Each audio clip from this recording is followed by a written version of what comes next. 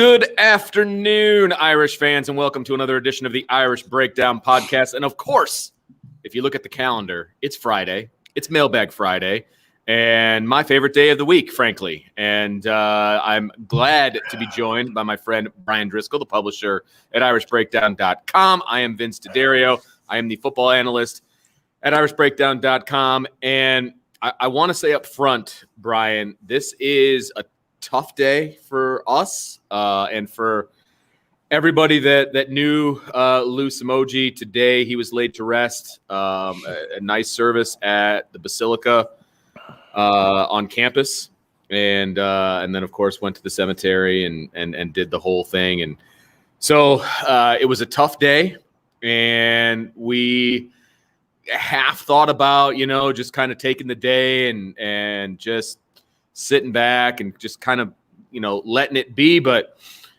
there's no chance that Lou would have been okay with that. And I've said it a million times how much I enjoy doing these mailbags and these live shows. And I know Brian enjoys it as well. And Lou would want us to do this, and he would want us to be talking Notre Dame football. And so, and selfishly, I need it. And there's no question. I just needed to be with our people, our friends, our family, our Notre Dame family. I just needed it today. So yeah, and so that's why we are doing the show. So for those of you that knew that today was the day that Lou was laid to rest and are wondering, why we're doing this, because it was literally a couple of hours ago. Yeah, I had to come home, hustle, take off the tie, and throw on. And Brian was honored to be a pallbearer at the service, and so we need this, and we're hoping that everybody out there needs this as well. And so we're excited to get after it, and we're going to talk some ND football and the draft and all kinds of fun stuff. And it's going to be a busy week and a half. And that's exactly right.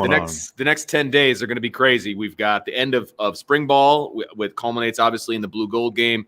Next Saturday, we've got the draft, which is Thursday. The blue gold game is the day 3 of the draft, so that's going to be an interesting day. That is also true. Trying to watch the draft and the blue gold game and all that kind of stuff. So yeah, so it's going to be interesting, and it's going to be a lot of fun too, though, because I enjoy the draft personally. I probably don't get as deep into it as some people do, but I do enjoy watching and seeing everything that's going on and the trades. I think you and I have talked about this off the air, Brian. I would love to work in the front office of like an NFL team or even in a college team. Just like that's the kind of stuff that I really, really enjoy. And so the draft and everything around it, I get scouting excited aspect about. of it. Honestly, I don't watch it. I watch more draft. I watch and read more stuff about the draft than I do actually NFL games. Yeah, for sure. I don't watch many NFL games, but I love the draft. The draft is awesome. And that's why I like that movie. I know a lot of people didn't like it, but I love the draft day. I watch that movie every year leading up to the draft, so it's just, it's a lot of fun. Can I just segue here real quick? Because you said the draft movie, right? Mm-hmm. Draft day with Kevin Costner, right? I think that movie got a bad rap. I dig that movie. I watched it at least 3 times. So. Look, so there were some unrealistic aspects of it, but so what? It was a movie, Correct. I watch Avengers, okay? The whole thing is unrealistic, all right? It's a flipping movie. Right. But the interesting thing, Vince, is the draft has changed a lot for me in the last decade as I started doing recruiting and covering the team, because I was chatting with a player who's hoping to get drafted next weekend from Notre Dame, and it was like, it just seemed like yesterday I was watching you at the Under Armour All-American game or watching you at Irish Invasion, and now you're getting ready to try to go become a professional football player and live out your dream. And that's some of the fun part of the draft is just seeing these young men go achieve their dreams, and because we know the hard work that went into it, the blood, sweat, and tears, the sacrifice, and all that kind of stuff. So, the bottom line with your story there is we're old, because it feels like these guys go from being a recruit to being an NFL draft prospect like that. It really does. It's like, oh God, I'm old. Yeah, that's all that means. But let's jump into this thing, Brian. We had a Twitter question, so I'm going to throw it to you. It was a question about the NFL draft. Okay. So I will let you kind of take this one because I'm not sure exactly what the question was. So hit it. Yeah, so we got a question from Coach Koch. Among the grads this year, who do you think will have the best shot at making the roster as undrafted free agents? Also, who do you think could be a surprise late-round pick? I'll go in reverse order. I think the surprise late-round pick could be Brock Wright. I really think Brock Wright has a chance to get drafted. I think NFL teams understand that. Who was Brock Wright playing behind the last 4 years? Sure. The number one tight end drafted in the 2020 draft.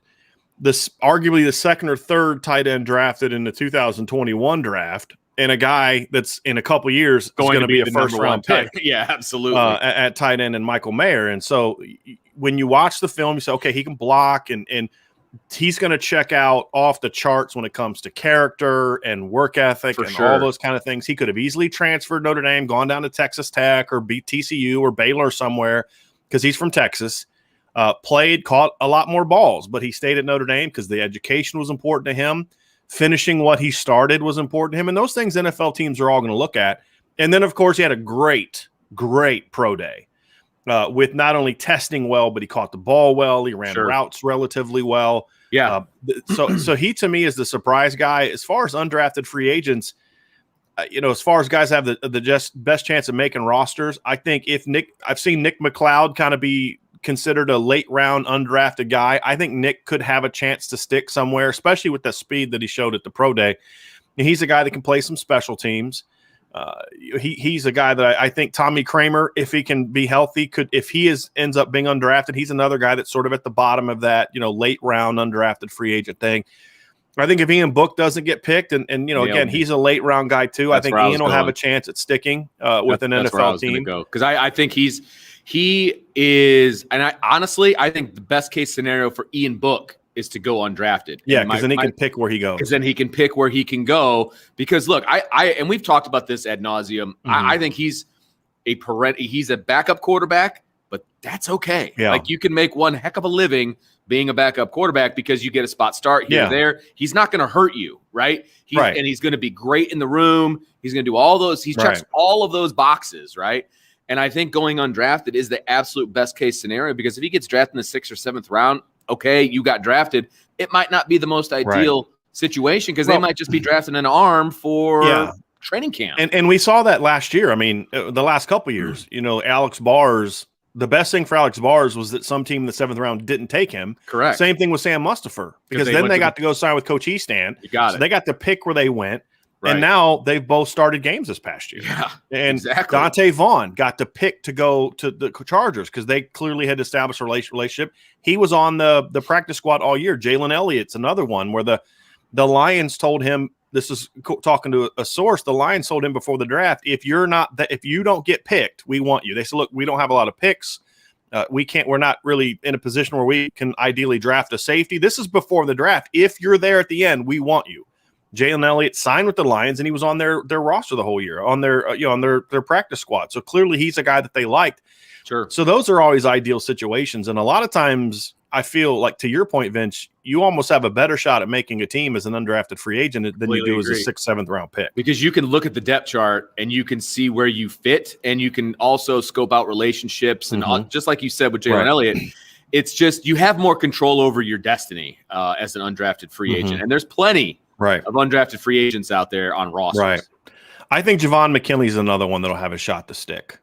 I think if again, he's got to go to the right place, but if he wants to be in the NFL, we'll see if he does. If he was willing to put in the work, I think he could end up sticking too. Because I think Javon's a guy that also could play special teams. So for sure. That was the one question we had. All right. And we got to give some love. Tommy was the first one in the chat today. So participation ribbon for Tommy. Congratulations. There you go. Just messing with you, man. All right. Let's get going. We got some questions. No, absolutely. Let's rock and roll. We're starting with Vincent because he's got an amazing name. If the lack of playing time for young receivers continue, do you think it will start to affect recruiting success at the position? All right. So first of all, Vincent, I just realized when we saw this question that I forgot to email you back. Sincerest apologies. I will do that as soon as we're done with the show today. But I mean, it's going to start at some point in time, Vincent. It's going to start. I do believe that. I think that when you look at all these teams that are putting freshmen on the field and then especially sophomores, but Notre Dame's not really getting these guys into the rotation until they're juniors and seniors. And then you see a guy like Lawrence Keys who steps up to the plate when guys are injured as he would have been in 19. He'd have been a true sophomore, right? Redshirt freshman. Steps up, makes a big play against Louisville, makes a big play against Georgia. Then Chris Fink and everybody comes back, and he's on the bench the rest of the year, basically. And then doesn't get a shot that next year because, the veterans are there. And, then you see a grad transfer come in and he doesn't necessarily play all that well. He played okay, and he just takes that spot. So I think that those things can affect recruiting if they continue. Now, this is not this is saying this regardless of whether they should play or not. I mean, even if you accept the premise that there are better players in front of them, right? And so I'm not trying to rehash this guy should play or that play. We've talked about that a million times.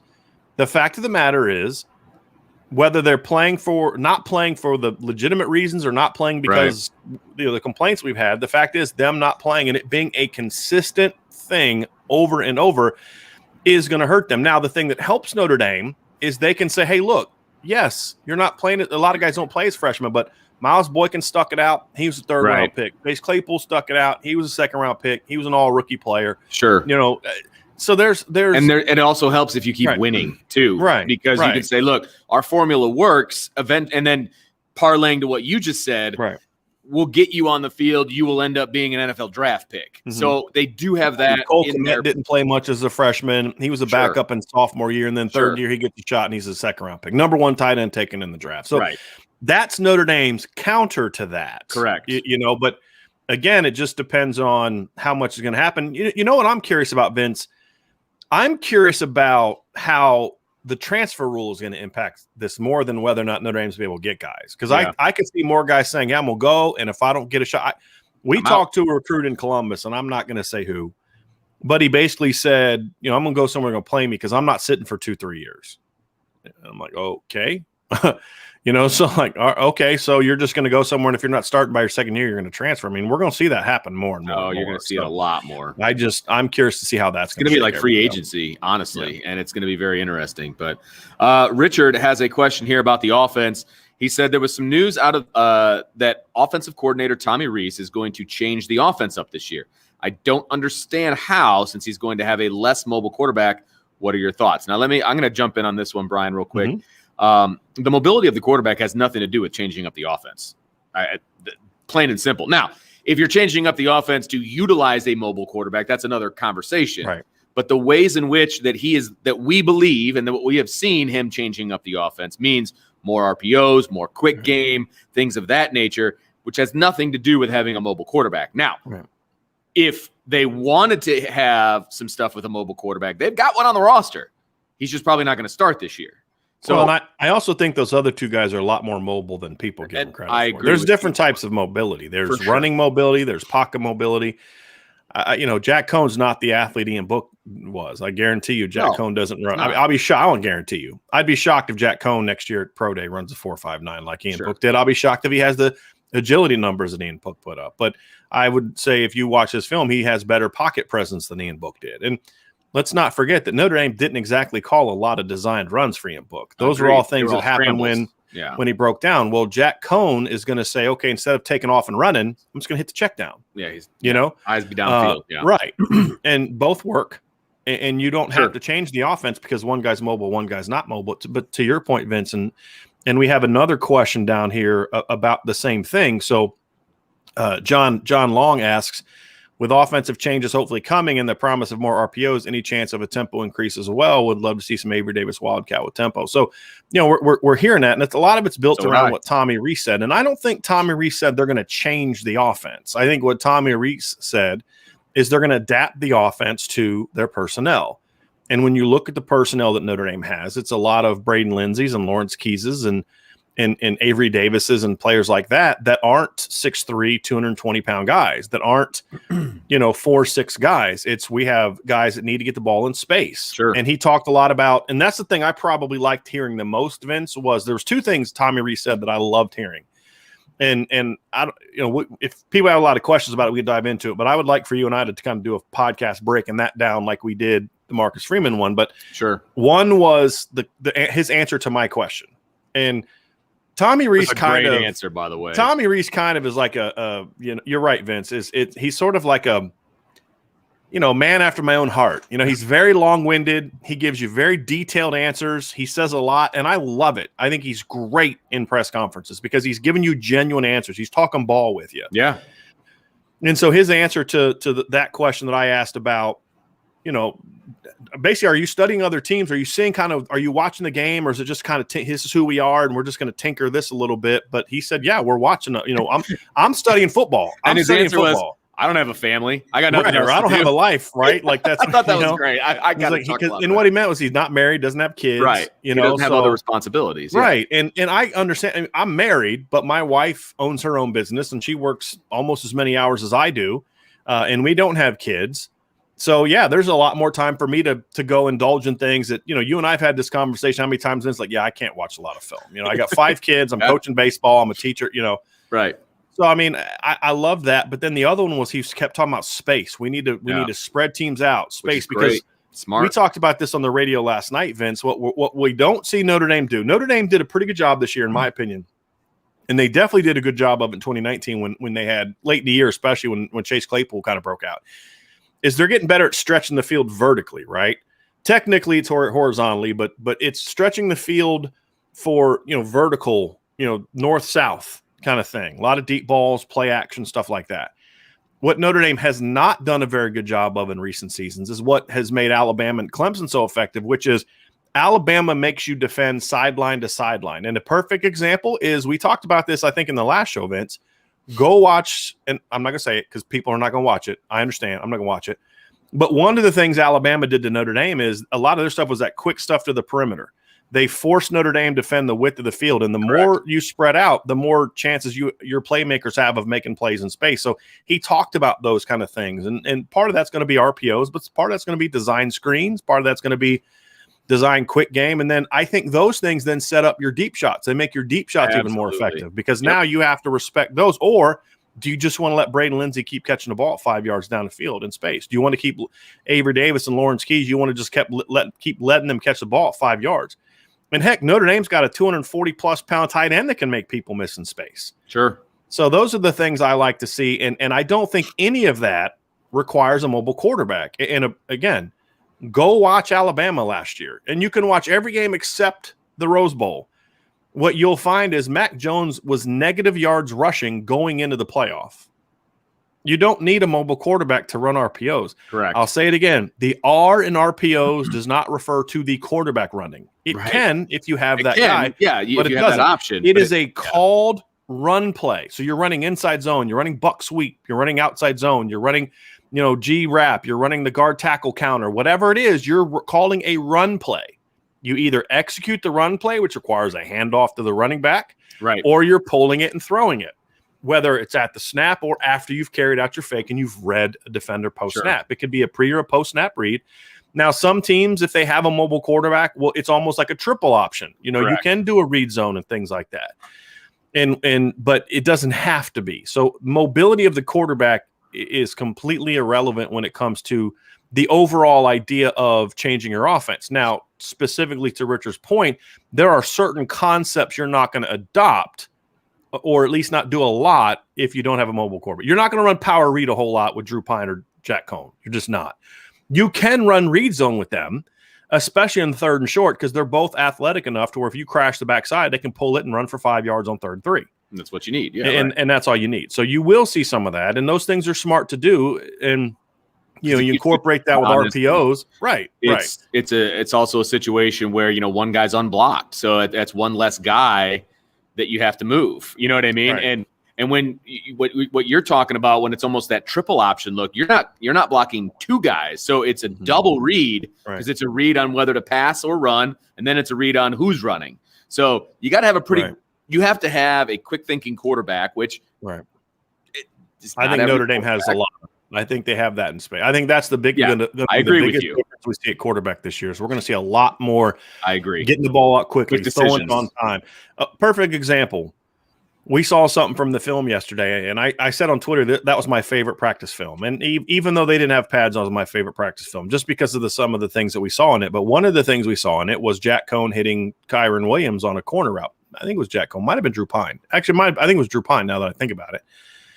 But hit him on a corner route. Now, the thing I liked about it is Kyron Williams wasn't in the screen at snap, which meant he wasn't playing running back. Number 25 was a running back. That would be Chris Tyree.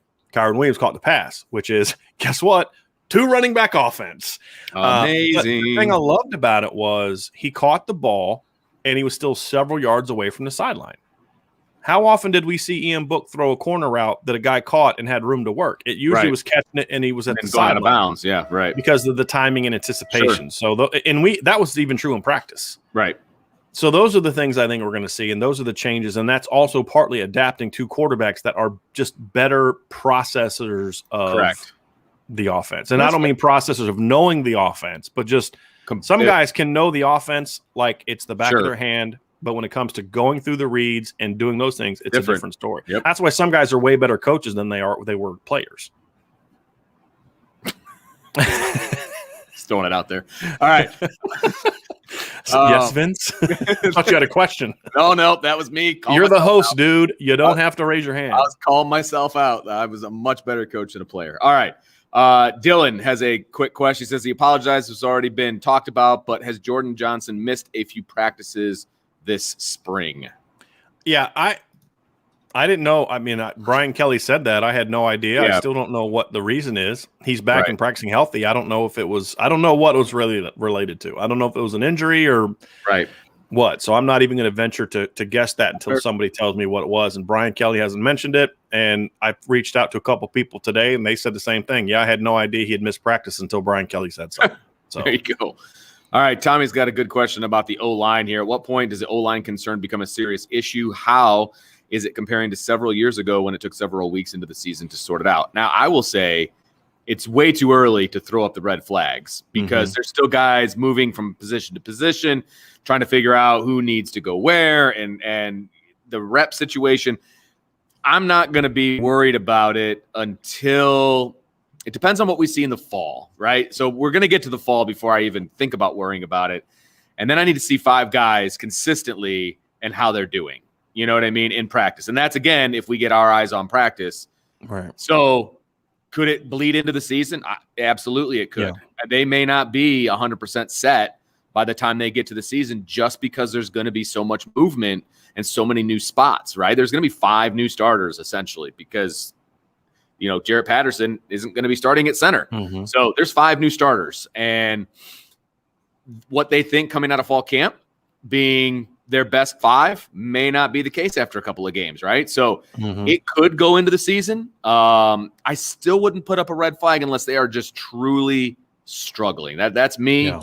What say you, sir? Vince, I think if you'd have asked me this a week ago, I would have said the same thing. I would have said, hey, I'm not worrying a whole lot. But the fact that they're talking about starting two freshmen.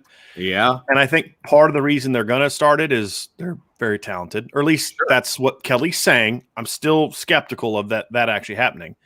But part of the reason that it's happening is because they spent so much time moving those guys around. Who are the 2 guys that did not change positions? It's Rocco Spindler and they're talking about starting, and Blake Fisher. Now Blake Fisher moved right and left tackle, and then Spindler's played right and left guard. But that's different than playing center one series and then one day and then guard the next. And I think my big concern that I said was I understand doing the rotation stuff through 5, 6, 7 practices, but I think they've still doing too much of it.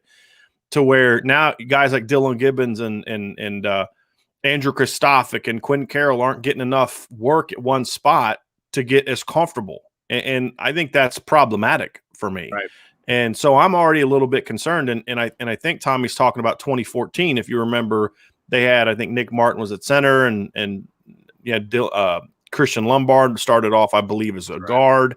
And Steve Elmer started off a tackle, and then they flipped those 2 at one point in time during the season because we all learned early on, that Elmer wasn't a tackle, and Coach Eastham wanted to see if he could make him a tackle, and he just wasn't a tackle. And then Matt Hegarty ends up taking over at center, and Nick Martin moves out to guard, and it hurt the offense. And it wasn't until late in the season when the O-line started really playing at a higher level. So, I think that to me is I'm a little bit more concerned by the end of spring than I thought I was going to be.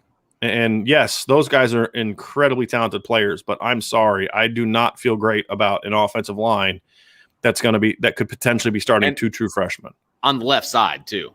Which correct makes even less sense. I think that's what worries me the most is like if two freshmen are your two best, right? Why are you putting them at the most critical positions and side by side, like side by side? Yes. So Agreed. put a veteran by them, so the veterans can handle the Split 'em up. communication and the talking and the checks. Hey, we're working to this guy or whatever the case may be. If those are your two best guys, then Rocco Spindler is your left guard, Jarrett Patterson is your left tackle, and you're going to put Tosh Baker at right tackle, and you put Josh Lugg at right guard.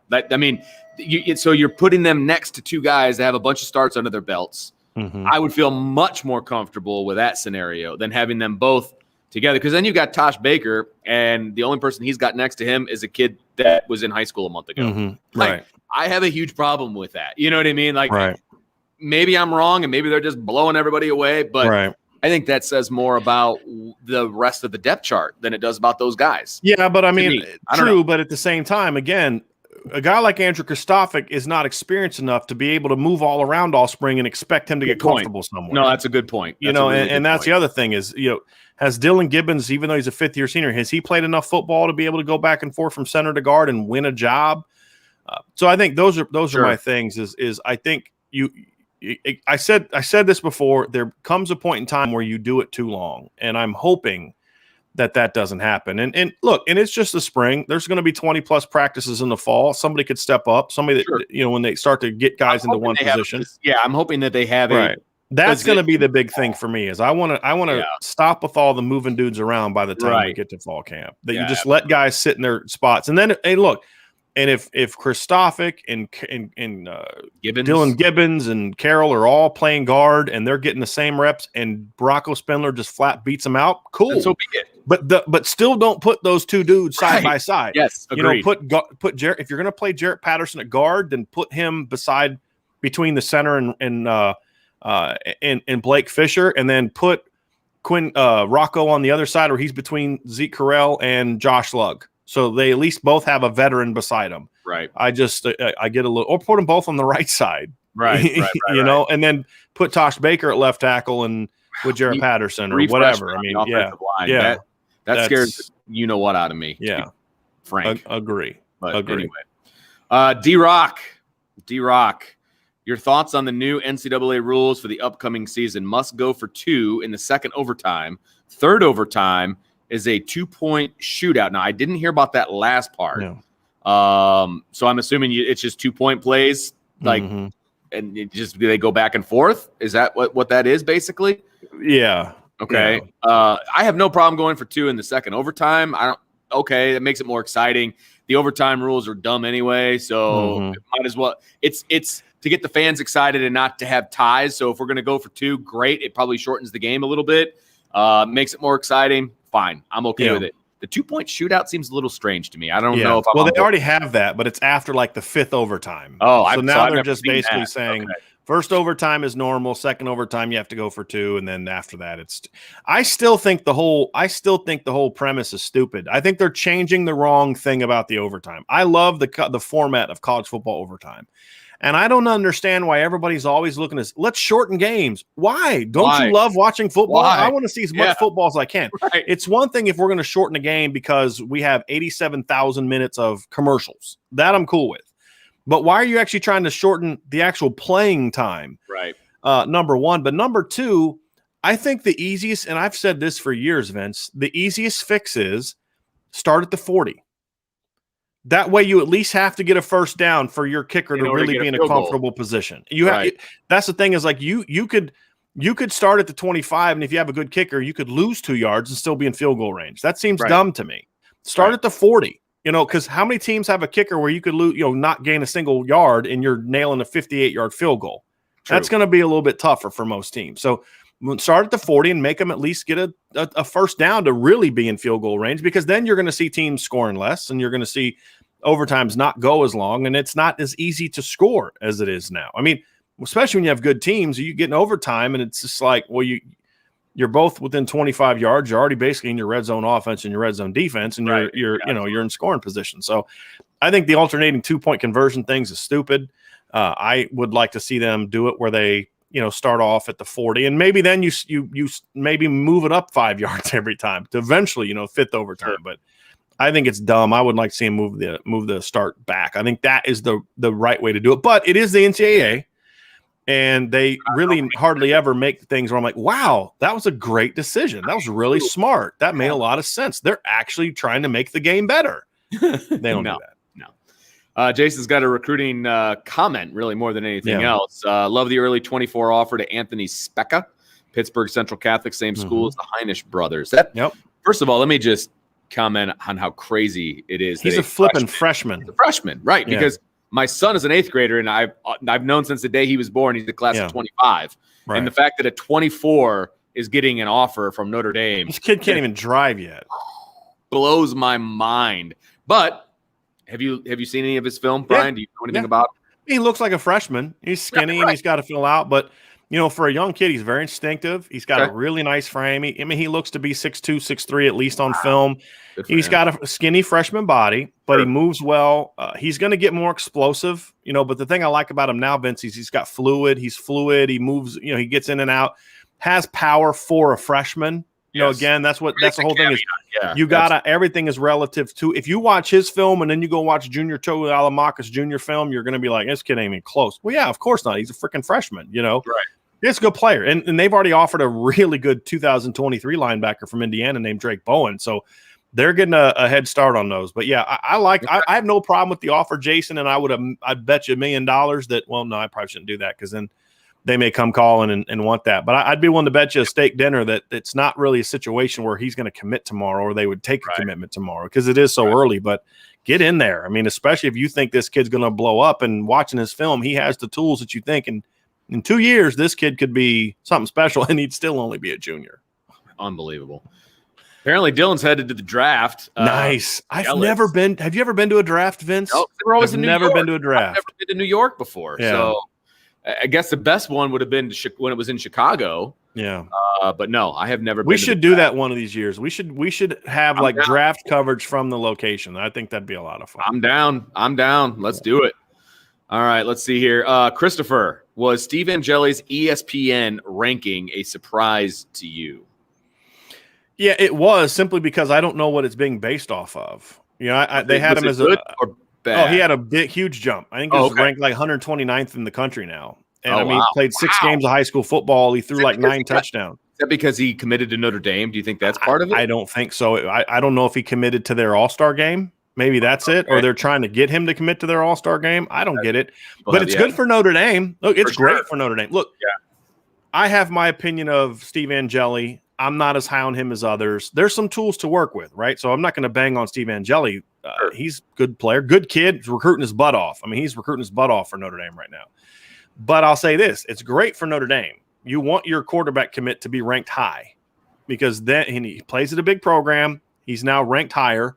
I think Rivals has him as a 4-star. I won't be shocked if Rivals eventually jumps him into their top 250.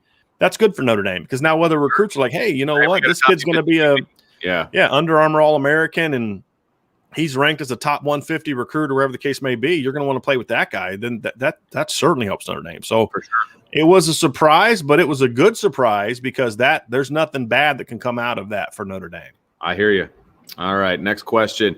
Jay, hearing great things about Coach Freeman and defensive tackle Lucas and making a huge impression on his parents over recent Zoom calls. Yeah. A huge want in this cycle. And Dylan follows that up with, that would be huge. Yeah, I've been talking about Anthony Lucas to Notre Dame for a while. I have said for over a month that Notre Dame has a much better shot with this kid than a lot of people think. And I understand why people are skeptical because we've seen Notre Dame look like they're in good shape with a kid from Arizona in the past, and then they end up fading. But they've also got some kids from Arizona. Tosh Baker's from Arizona. Cole Luke was from Arizona, so they've gotten some kids from there. But I've always felt like it. And when you talk to people that know Anthony Lucas, you hear about his family, you get the impression that that's a group of people that are going to be more attracted to the Notre Dame message about Notre Dame than some other top recruits. And yes, the football piece is important, and being in the playoff the last 3 years helps a lot. But some kids, as Marcus Freeman said the other day, some kids are just more receptive to that than others. The kids that, and this is the best part about what he said was, the kids that aren't, we got to convince them to be so. That was the best part about it. Absolutely. It's not like, oh, let's just go find the Notre Dame kids. No, let's convince some kids that they need to be Notre Dame kids. And when you paint yourself into that corner, that's what really bothered me. And there's been too many coaches in the past that have done that. Well, he's not a Notre Dame guy. He's not an RTG or whatever the phrase. Or we're going to actually have to work really hard to get that guy. Right. Yeah. No kidding. Yeah. Good. Yeah. Anyway, but so yes, I loved it. But no, I mean, and look, Mike Elson has done a great job with Anthony Lucas. And now this is the whole thing about Elston. We saw it with Tyson Ford. We saw it with Aiden Guevara, where he put in a lot of the work to get Notre Dame into the mix.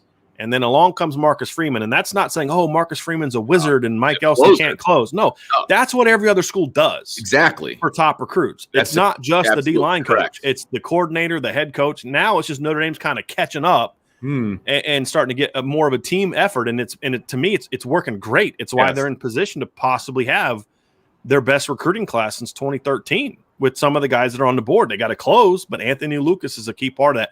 You know, we did that dream class, Vince, and Anthony Lucas was absolutely one of them. And I've said, look, if there's 5 recruits that you have to get in this class, Xavier Bradshaw is one. I talked about that the other day. Anthony Lucas is another. He is a gap closer, in my opinion. No doubt about it. Especially in this defense, because he can play 3 technique at an elite level, and he can line up and play 5 technique at an elite level in a 3-down look. And guys like that, Vince, those are muskets. A 6'5", 200 guy that can also rush off the edge. Yeah. Yes, absolutely. Please. Yes, please. That's great. Shannon's got a fun question. Guys, what's the one Notre Dame loss that still haunts you? To me, it's probably the 93 BC game or the 05 USC game. So do you want to start? Or do you want me to start? I've got it. I've got this. You're the host, buddy. Go ahead and kick it off. For me personally, it's the 05 USC game. That was the second year that I was covering Notre Dame. And I was on the field for the last, Notre Dame allows, they used to anyway, allows the last 5 minutes. Media can go down on the field, stand on the sidelines. That way you kind of get a head start to get to the media room, whatever. And I'm on the sideline for the long pass, right, the fourth down pass. And then that whole sequence down there, I'm standing at about the 10-yard line on that end of the field on the opposite side of where Matt Leinart fumbled, because he did. So I'm on the opposite side. So I'm on Notre Dame sideline. Everybody in the stadium thinks that the clock ticks down, right? I'm on the field. I've got the fanboy hat on. Like, I am no longer media in my head. I'm on the field. And then, of course, I hear Mike Collins come on the PA and tell everybody, hey, the game's not over. You got to get back on the sideline. And then they run that last play, and I see Reggie Bush push Matt Leinart in, blah, blah, blah, blah, blah. We all know how it ends. There are 2 games that I have gone from extreme excitement and exhilaration to just heartbreak within 10 seconds. I mean, that one, and then the game up at Michigan with Denard Robinson. Oh, the one they blew a 24-7 lead. That one. That was back in 2011. That one. I was up at the Big House for that one, on the field again, and they blew it. And again, extreme exhilaration to absolute despair. Yeah. When they hit that wheel route, it's just like, oh man. Those were the 2 games for me that ripped my heart out. The year before, the Michigan State one, where they were in overtime, and they had the big tackle for loss, and it was like 4th and 87 in overtime, and they ran the freaking Little Giants. That one was, as far as being at the game and deflating. There's 2 games, Shannon, for me that fit that mold. BC 93 is one, and Vince, you were probably just a tad too young for that one. That game crushed me because I think Notre Dame wins the national championship that year. I think they beat Nebraska. I think they win the national championship that year, and who knows what happens after that. Sure. The other one for me is much more recent.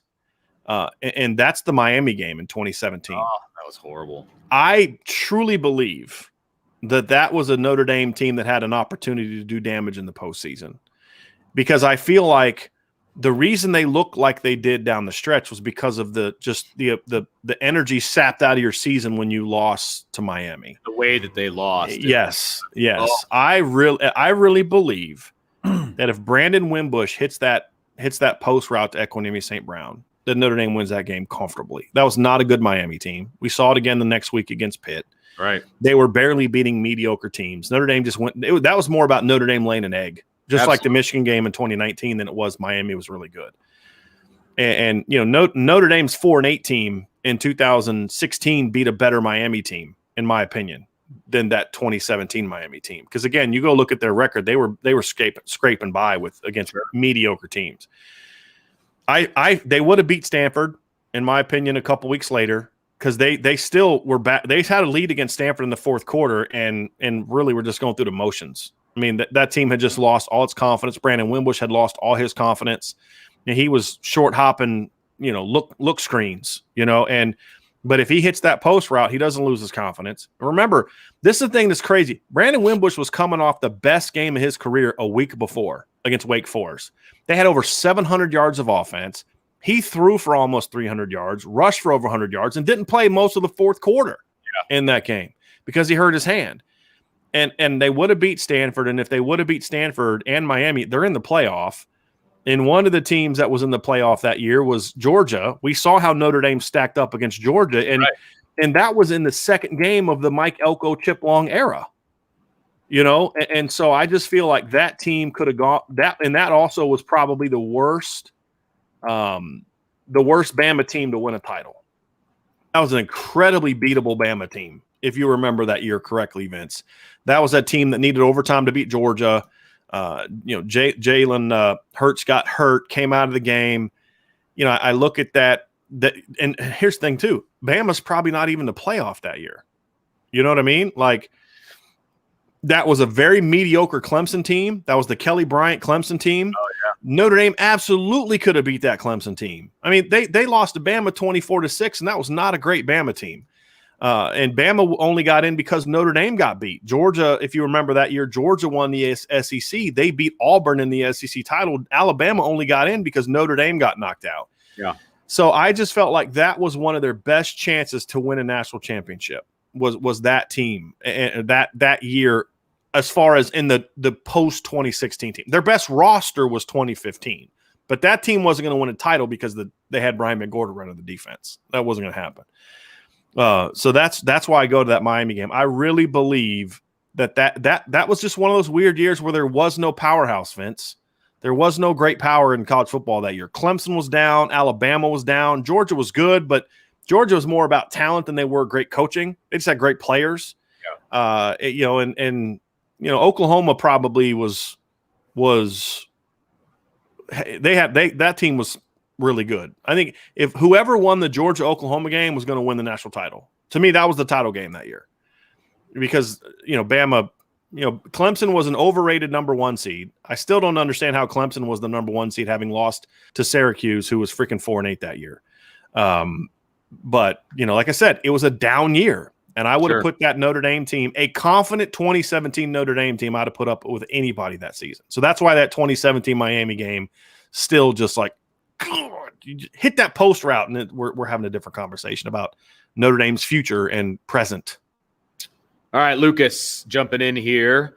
How long do you see Coach Freeman staying at Notre Dame, and do you think there was an agreement between Coach Kelly and Freeman on how long he would stay during the interview process? Now, absolutely that was brought up. There's no question, because I would say that. And I don't know this for sure, but I would say a minimum of 2 years. That's what I was told. I was told that Coach Freeman committed to 2 years. Now, there's always exceptions. Sure. If Ohio State, if Ryan Day leaves for the NFL and Ohio State comes calling, no one's going to be pissed at Marcus Freeman. I'm sorry I keep saying that. I'm a little fired up today. I apologize. No one's going to be upset with Marcus Freeman for take an Ohio State job, right? I mean, so there's always reason, but my understanding is that Marcus Freeman committed to at least 2 years from Notre Dame. Right. So he barring something unforeseen, I think he'll be here at least for the 2022 season. And I honestly think that Marcus Freeman, to me, he doesn't. You got to look at somebody's actions, right? Marcus Freeman looks at the Notre Dame roster and he sees a pretty talented depth chart the next couple of years. If he's here to just kind of be here for a year or two and bounce, I don't think he's working on the recruiting trail like he is. I just don't. Now, that doesn't mean he won't leave in 2 years, but he's recruiting like someone that's trying to build something. Mm-hmm. And I think look, if you think Marcus Freeman's a smart football coach, and if you think Marcus Freeman is a smart human being, and I think both of those things are true, he looks at Brian Kelly's age. He looks at how long Brian Kelly's been at Notre Dame. He looks at the other coaches on the staff and says, you know what? If I do what I got to do, we win some games, I got a shot. This could be my next job. Yeah, right. So I at least 2 years is what I expect him to be, barring something completely unforeseen happening. I think he'll be here for at least 2 years. Brian has a question here. With the young offensive line, is it harder to pass block or run block? I think that's interesting because for me, I don't know that it has anything to do with age. I don't know. I feel like it's more of an individual. Like some guys are just built to run block. I think it's to your point, Vince, and let me say this because I think if I say this, you're going to agree with me. Okay. It's relative to your age, depending on what you were about to say, which is what are your strengths? So for Tosh Baker, I think it's going to be a little bit more challenging run blocking. For Rocco Spindler, I think it's going to be a little bit more challenging pass blocking. Yeah, right. Because he's aggressive. Because what are your strengths? Right. And we saw that with Ronnie Stanley early in his career, where he wasn't a great run blocker early on. And sometimes he'd get so focused on run blocking that it would then hurt his pass blocking because he wasn't as natural. He very natural pass blocker. So yeah, to answer your question, I think it depends on Vince. I'm sorry, you were going to say something, but I was just going to tie in the inexperienced part of it. No, that's exactly what I was going to say as well.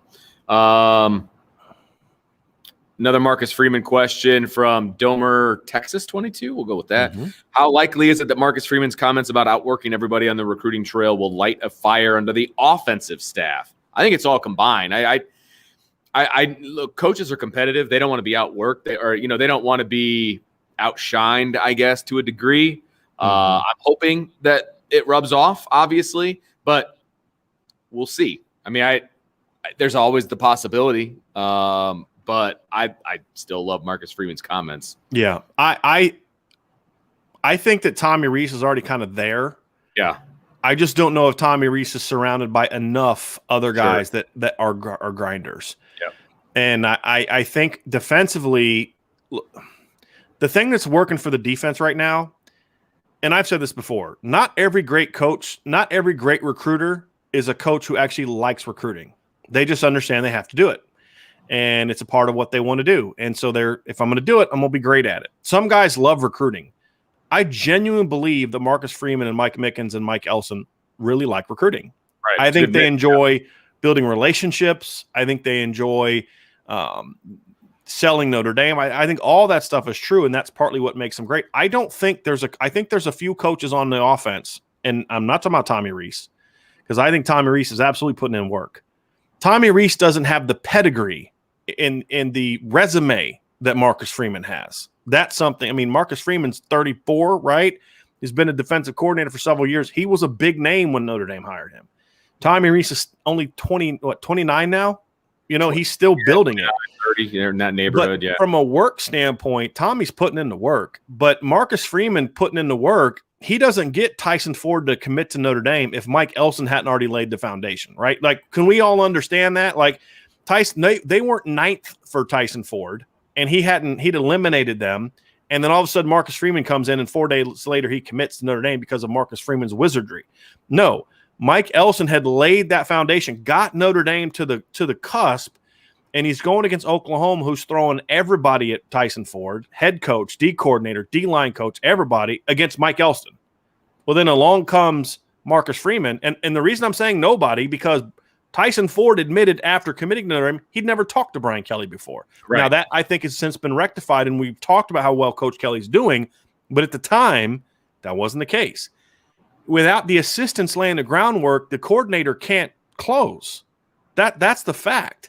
So Tommy Rees can get in late with Tyler Morris and get in late with Caleb Brown and these types of players and try to do something. But if the receivers coach hasn't put in the work leading up to that, then Tommy's not going to close.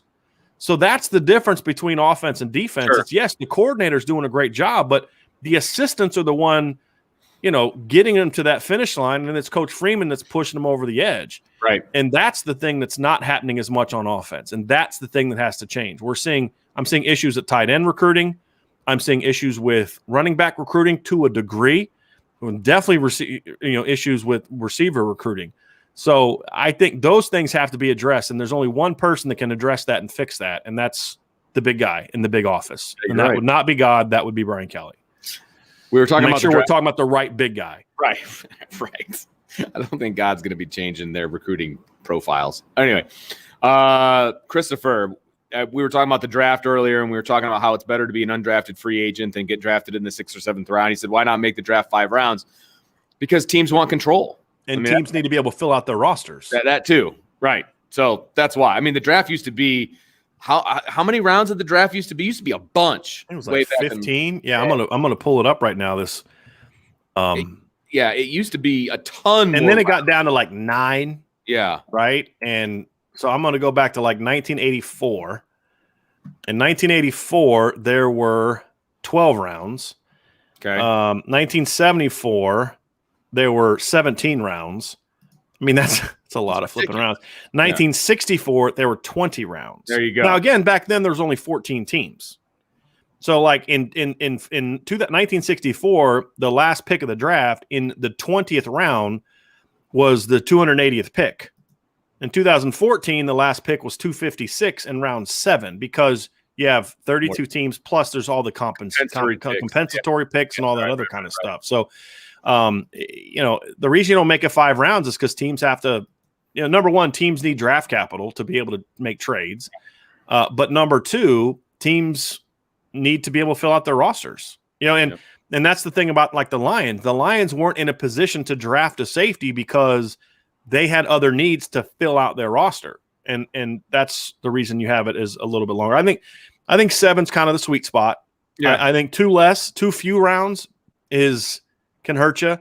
And there's no need to me to add more rounds. I think 7's a nice sweet spot for the draft. I kind of like the way the coverage is. You got the first round is day 1. You got 2 and 3 on day 2, and then you got 4, 5. And then you've got the rest. So I did kind of like when it was all on Saturday, like 1 day or 2 days, because then I had an excuse not to do anything else that day. Where now it's like, well, the draft's not till 7 o'clock, so I guess I got to go mow the lawn, at 2. Fly in my house. So anyway, Brandon has an interesting question here, and you might have a better idea. I've been on some unofficials with some kids before, but never on an official. What does an official visit entail at Notre Dame? What do they plan for the prospects? Is it an individual or a group thing? And do you know anything specifically that Notre Dame does or has planned for their official visits? Okay, so it's both. As far as the individual group thing, there's a little bit of both. Yep. So if you're on an official visit with like 10 other players, there's things you're going to do as an entire group. There's things you're going to do where you get broken down into your position group. So if there's 3 corners on campus, they're going to sit down with Coach Mickens, maybe watch some film. Things that they do on campus during official visits. Obviously, there's the fun stuff, spending time with players, going out in the town, things like that. There's admissions meetings, academic meetings. Notre Dame goes over sort of how and this is a lot of times for the parents and coaches who are in attendance that are on the officials with players. Hey, here's how our academic support operation works. Here's how we help students. Here's how we do classes. Here's questions about majors and all those types of things. And Adam Sargent, his staff, do a great job with those presentations when kids are on campus. They'll have presentations by the medical staff, the strength conditioning staff. They'll all do different presentations. They take tours of campus.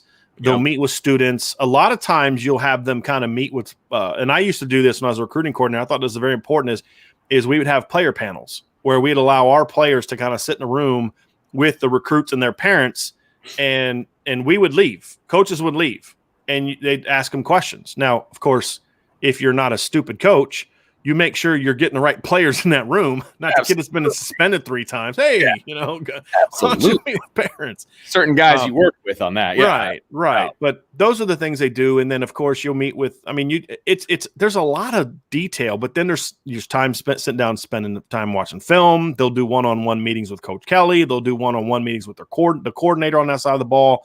They'll do usually you try to make some one-on-one time. Sometimes it could be just sitting down with a kid while you're eating at the cafeteria. The position coach may go over there and eat with the kid or whatever the case may be. So the hard part is when you have 10, 11, 12 guys on campus, making sure you're making enough individual time for each player can be a challenge. That's something Notre Dame used to really struggle with. But since guys like Aaron Kearney and some of those, they've expanded the back office, that's gotten a lot better. It's much more organized, much more detailed, and there's much more structure to it in regards to making sure that all the coaches know here's where we're making sure we're spending enough time with each kid. And then also sometimes it's like, we're going to spend time with all 10 kids, but those 2 over there, we got to get those 2 over there. Yeah. And you make sure that you let it be known. Okay. D-Rock, Brian, listened in yesterday to the Mark Rogers program with you as a guest analyst. Topic, independence for Notre Dame. Everyone, find the time to listen to that specific show.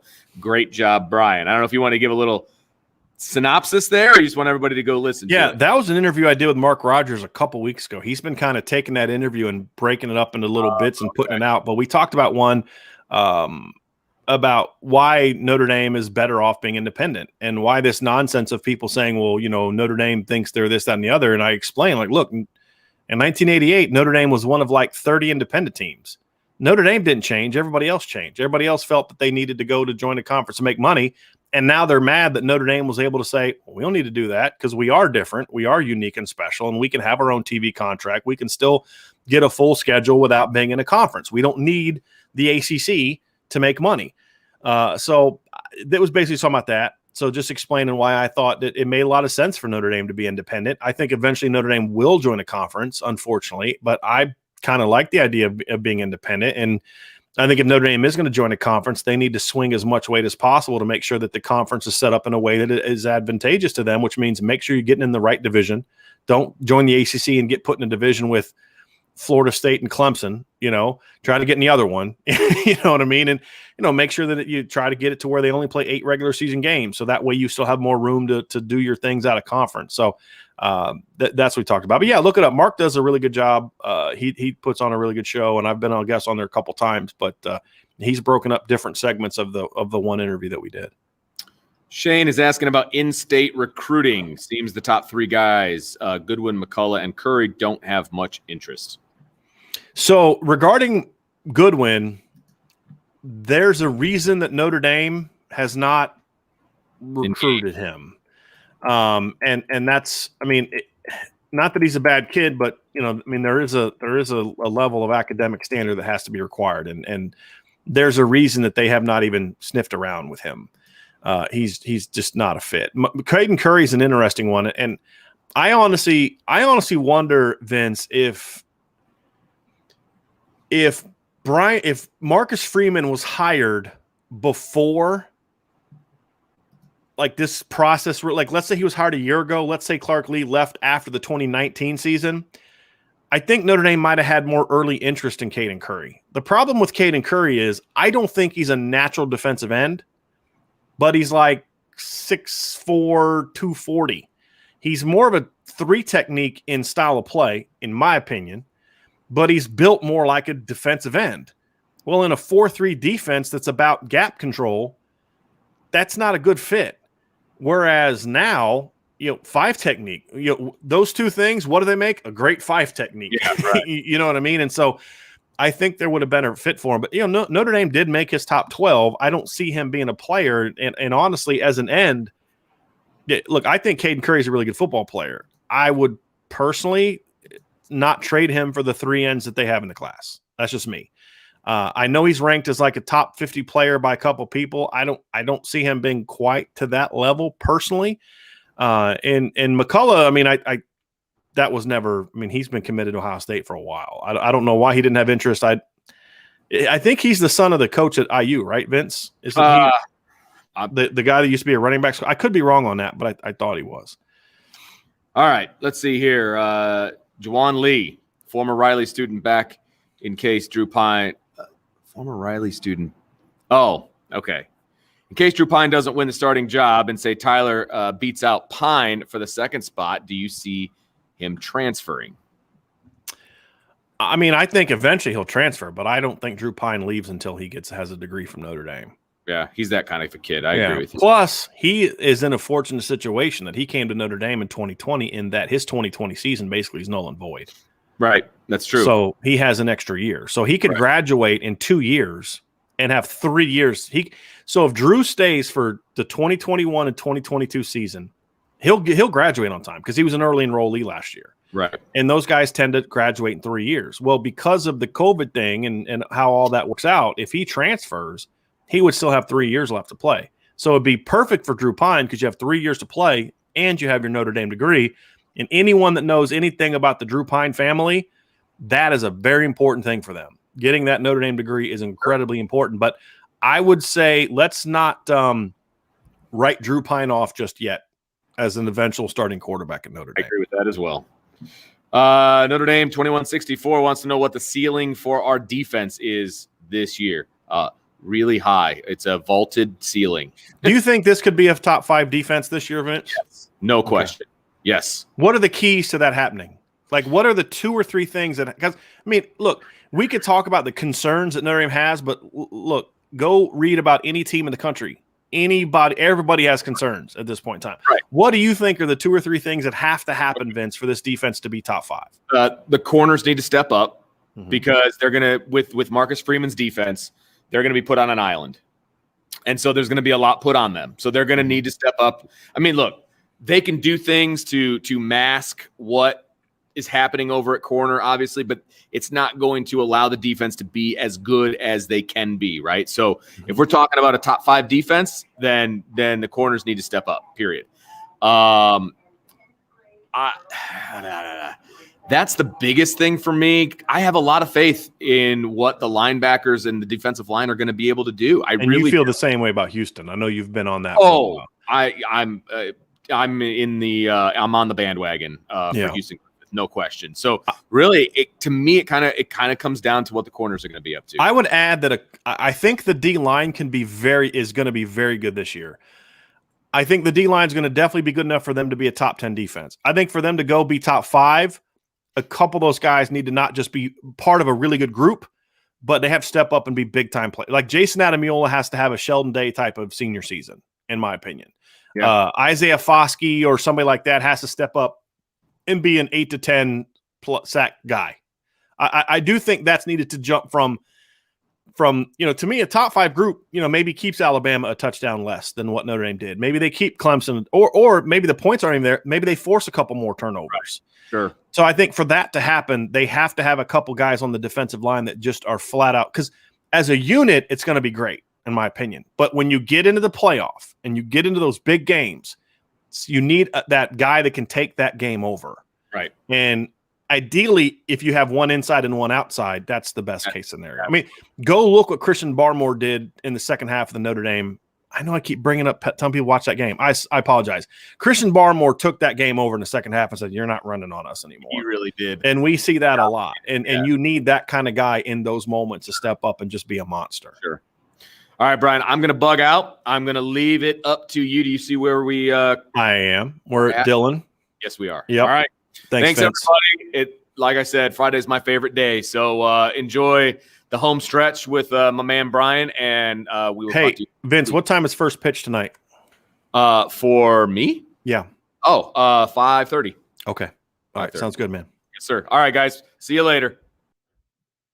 All right, now you're stuck with just me, everybody, so let's keep this rolling. Dylan says, just short clips that I've watched, but to me, Cone looks more poised and experienced back there than Drew Pine. Do you agree? Well, I would hope so. I mean, Jack Cone is a senior who has started a whole year in the Big Ten and led Wisconsin to a Big Ten championship. I think he would certainly look more poised, but I think Drew Pine has looked pretty poised as well. I think when you consider his age, but I also would suggest that we not make too much of those type of clips, because a lot of times you're going to put a clip on there because it's a defensive clip and it's not always going to paint the quarterback in the best light. So I would expect Jack Cone to look more poised in the pocket than Drew Pine, because he has more experience. But I don't think it's a huge gap, to be honest with you. And I think there are some things that I think Drew Pine does a little bit better. That's a great question, Christopher. But a lot of times that's what happens. Look, Nick Saban's transition to this type of offense was partly due in part to games that they lost. You started with Johnny Manziel, then they lost to those Ole Miss teams in back-to-back years in which Ole Miss was moving the ball and scoring on them. And it took him dropping a couple L's to say, we have to move in this direction. So I think that's with all coaches. I mean, if you're winning, this is the thing you got to understand. If you're winning and you're going undefeated, and you've had 2 undefeated seasons in 3 years, and you're on the inside, it can be hard to say, boy, we have to change. And it's very rare that you have coaches like that change. Like, look, if when Urban Meyer fired Everett Withers because they had 2 embarrassing losses at the end of the 2013 season, they lost to Michigan State in the Big Ten title game, and they lost to Clemson in the Orange Bowl. Well, if they win those 2 games by a field goal, does he fire that coach? I don't know. So I don't think it's understandable if you're winning and it's working for you because you're beating a softer schedule, then I can understand some hesitancy. And that's why I try to be what I am, because what a lot of people say, well, you're not at practice and you're not this. Well, that's kind of sometimes can be a good thing, because we're going to see things from a different perspective. They have their game plan. They know what they were trying to accomplish. Then they're going to look at it and say, well, it's this, that, and the other. That's why coaches in the offseason spend time with other coaches and share film and talk strategy. Hey, what did you guys do against that team? Because they smoked us and you guys had success.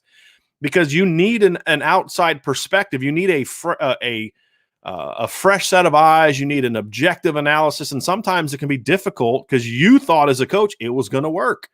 No one goes into a game saying, boy, I think this is a terrible game plan. We're going to get killed. Or at least I hope that they don't do that. They definitely don't do that at Notre Dame. So clearly, whatever game plan you think you had in a certain game, you thought was going to work. And sometimes it takes a different perspective to be able to talk about that. Oscar, thanks for being in here with us. All right, let's see here. Okay, Tyler, here we go. How dominant does Notre Dame need to be this year to avoid the Notre Dame doesn't belong national narrative this year? I mean, look, Tyler, until Notre Dame wins a national championship, that's going to be there. And the reason it's going to be there is because it sells, right? It's good for TV ratings. It's good for page views on the internet, right? That's what these things are for. If we're being honest, a lot of these shows that are put together, I mean, do you think Skip Bayless and Shannon Sharp are serious analysts, or do you think they're sort of a sideshow to draw ratings? It's like a daily car wreck. It's those things are there, and they know that when they bash Notre Dame, when they praise Notre Dame, the Notre Dame fans are going to tune in and love it, and the Notre Dame haters are going to tune in and hate it. When Notre Dame is struggling and they rip Notre Dame, the Notre Dame haters are going to tune in and love it, and the Notre Dame fans are going to tune in and be ticked off. But everyone's tuning in because it's Notre Dame. If Notre Dame wants to not have that be the mantra anymore, they've got to win some of these big games. If you look at the respect that Notre Dame got in 2017 by almost beating Georgia, if you look at the respect that Notre Dame got by beating Clemson this year, they started to kind of say, hey, this is different. And then they go out and get beat by Clemson the way they did, and they get beat by Alabama the way they did. You want to get rid of that mantra, then win those games, win a championship. And that's really what it's about.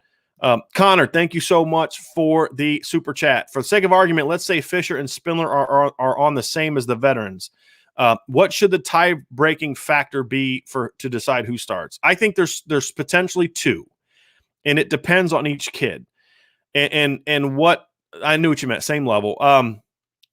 2 factors into it. Number 1 has to be, who do you think, if given the starting job, will be the best by the time you get to November? I think that needs to be a part of it. So if 2 things are equal and you say, well, okay, this guy's more experienced, he may be better against Florida State, that doesn't necessarily mean he's going to be better in November when you've got to play Stanford and North Carolina or USC in October. So if we start this young guy and give him that needed experience, when he gets to the middle of the season and gets some run, gets some burn, is he then going to be able to take his game to a higher level than maybe that veteran can? So I think, to me, that's one of 2 big factors that goes into it. And probably the biggest factor is, yes, this guy may not be the dude that is going to be the best for us against Florida State, but he can handle himself. But we need to get him that work, because we think by game 6, 7, or 8, he's going to be the guy. And that's why I'm not as opposed to two freshman starters. It's more about, you can't put 2 starting freshmen side by side. I just think that's a recipe for disaster. But maybe that won't be the case when Jarrett Patterson comes back, and that's the big thing we don't know. I think the other thing that could factor into this, Connor, is if you feel like your freshman, that freshman doesn't make the 5 work. Does that make sense? So, like, you may say, boy, this freshman is one of our 5 most talented players, but, as a tackle, he's not here, or his game doesn't fit. We need to, we're going to be more of a zone-oriented team because we've got some athletic guys, and And, he's a dominant player, but he needs to be more in a gap pull thing right now. And it doesn't work with the other guys, or maybe this guy's more of a gap pull guy, but we're going to be more of a gap pull team. And this guy doesn't really have the ability to move people. So there's some things that can kind of fit in that regards into kind of making the whole five work together. But usually you don't get to the point where you're getting ready to make a decision, and that's the case. You've already made that decision. So I think at the end of the day, it comes down to, if you have a freshman and a veteran and it's that close in talent, I actually would take the younger guy, because if it's that close with no experience, what's it going to be like in a month, 6 games when he has more experience? That's the exact same mantra that I use at receiver. And I can't say, well, you need to get these young receivers playing time, because then the playing time is going to allow them to be better, and then have the exact opposite philosophy for the offensive line. So again, with your premise being everything is even except for experience, then give me the guy with the higher ceiling. And now that may be the veteran, right? It may be the veteran, but to me, give me the higher ceiling guy and let that guy get some experience. I hope that answers your question, Connor. Here we go. I can already hear the Wisconsin avoids Ohio State narrative. USC avoids Oregon. North Carolina avoids Clemson as well. I'm not sure what that is in reference to. All right, here we go. Alex Bridges, given the poor recruiting and the lackluster coaching of younger players, who are some of the premier wide receiver coaches that we should begin learning about? Keep up the great work. Honestly, Alex, I'm not going to dive into that, because I think that's unfair to Coach Alexander. And there's a lot of guys that could be that way. To me, there's a lot more really good position coaches than there are really good coordinators. It requires a completely different skill.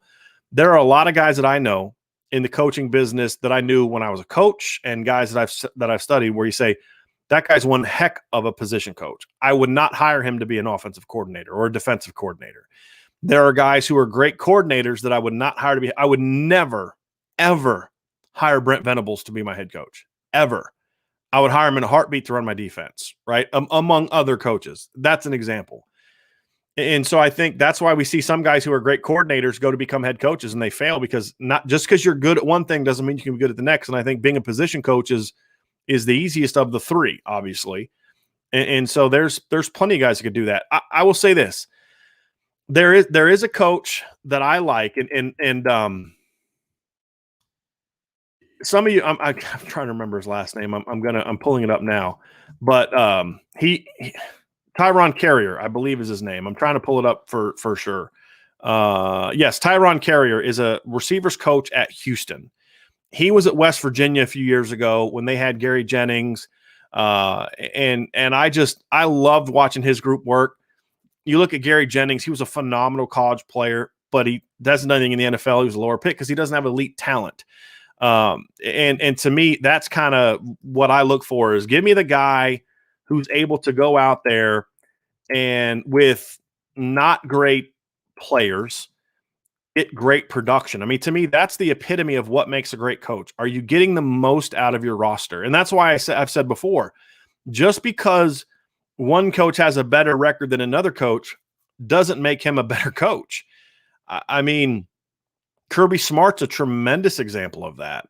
With all due respect, Kirby Smart is a mediocre coach. He's a great recruiter, but he's a mediocre coach. But he has great talent, and so they're able to win games on talent alone.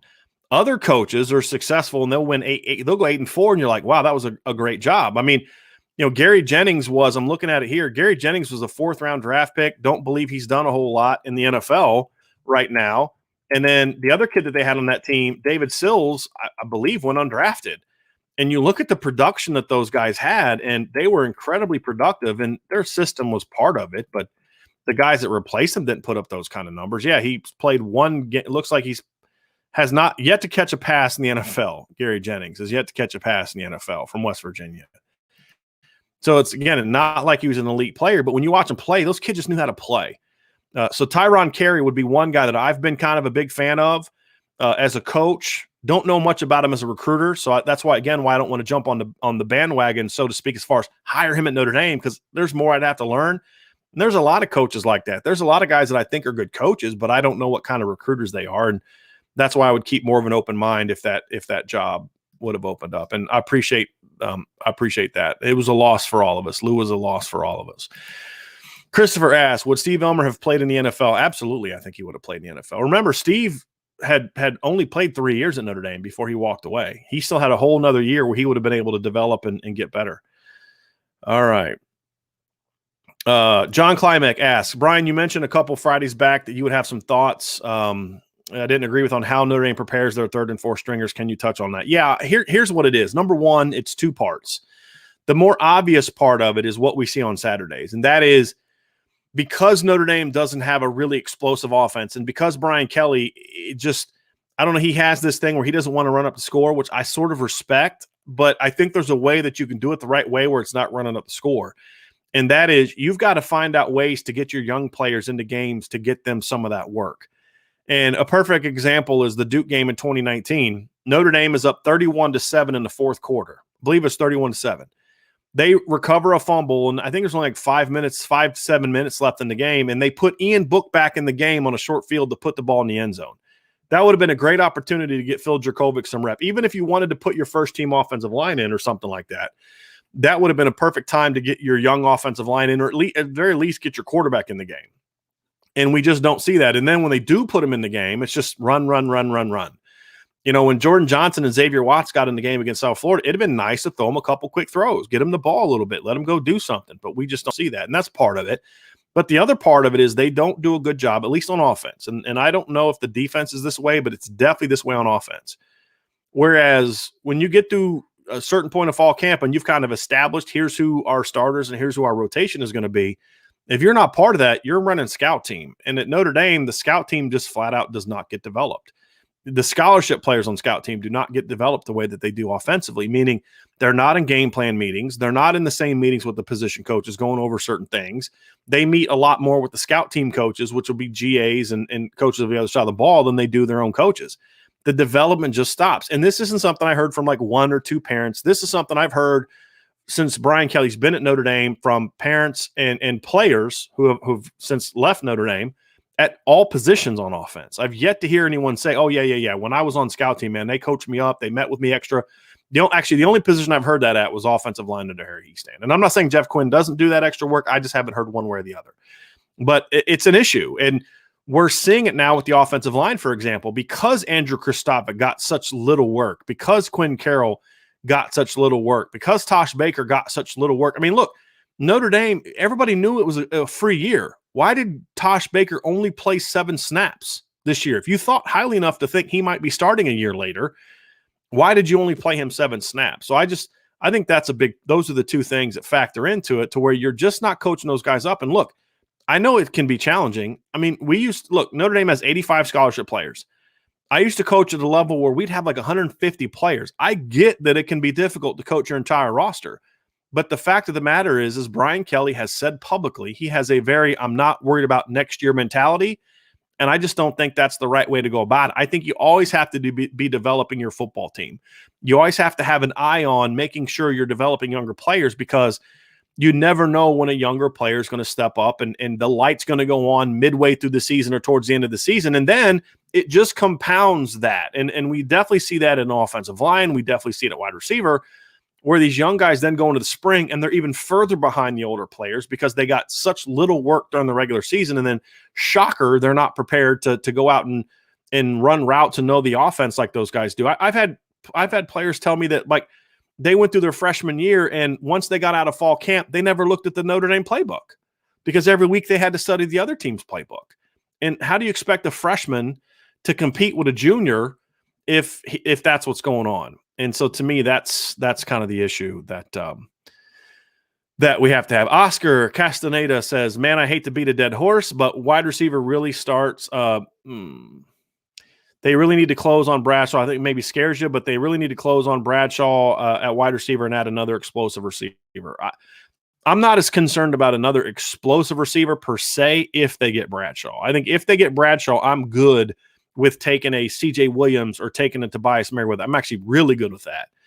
Number one, because you look at the last couple classes, they've added some explosiveness. Lorenzo Style is explosive. I think Deion Colsey has a lot of explosive potential. Xavier Watts, I think it can be an explosive guy. And then, of course, Xavier Bradshaw is explosive. So I'm okay taking a big guy.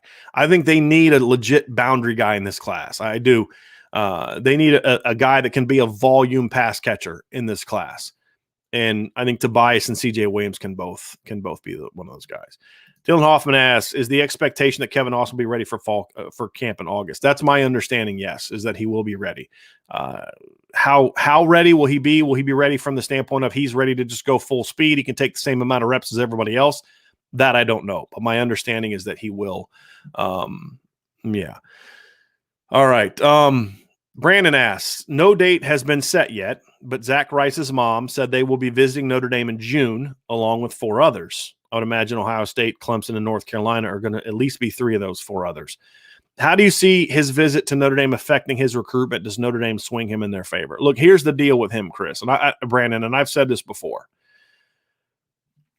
A guy like Zach Rice Cyrus Moss is the same way. They have to be on campus for Notre Dame to have a shot. They have to. Because the way that Notre Dame recruits, and this is not a criticism, I actually prefer it this way.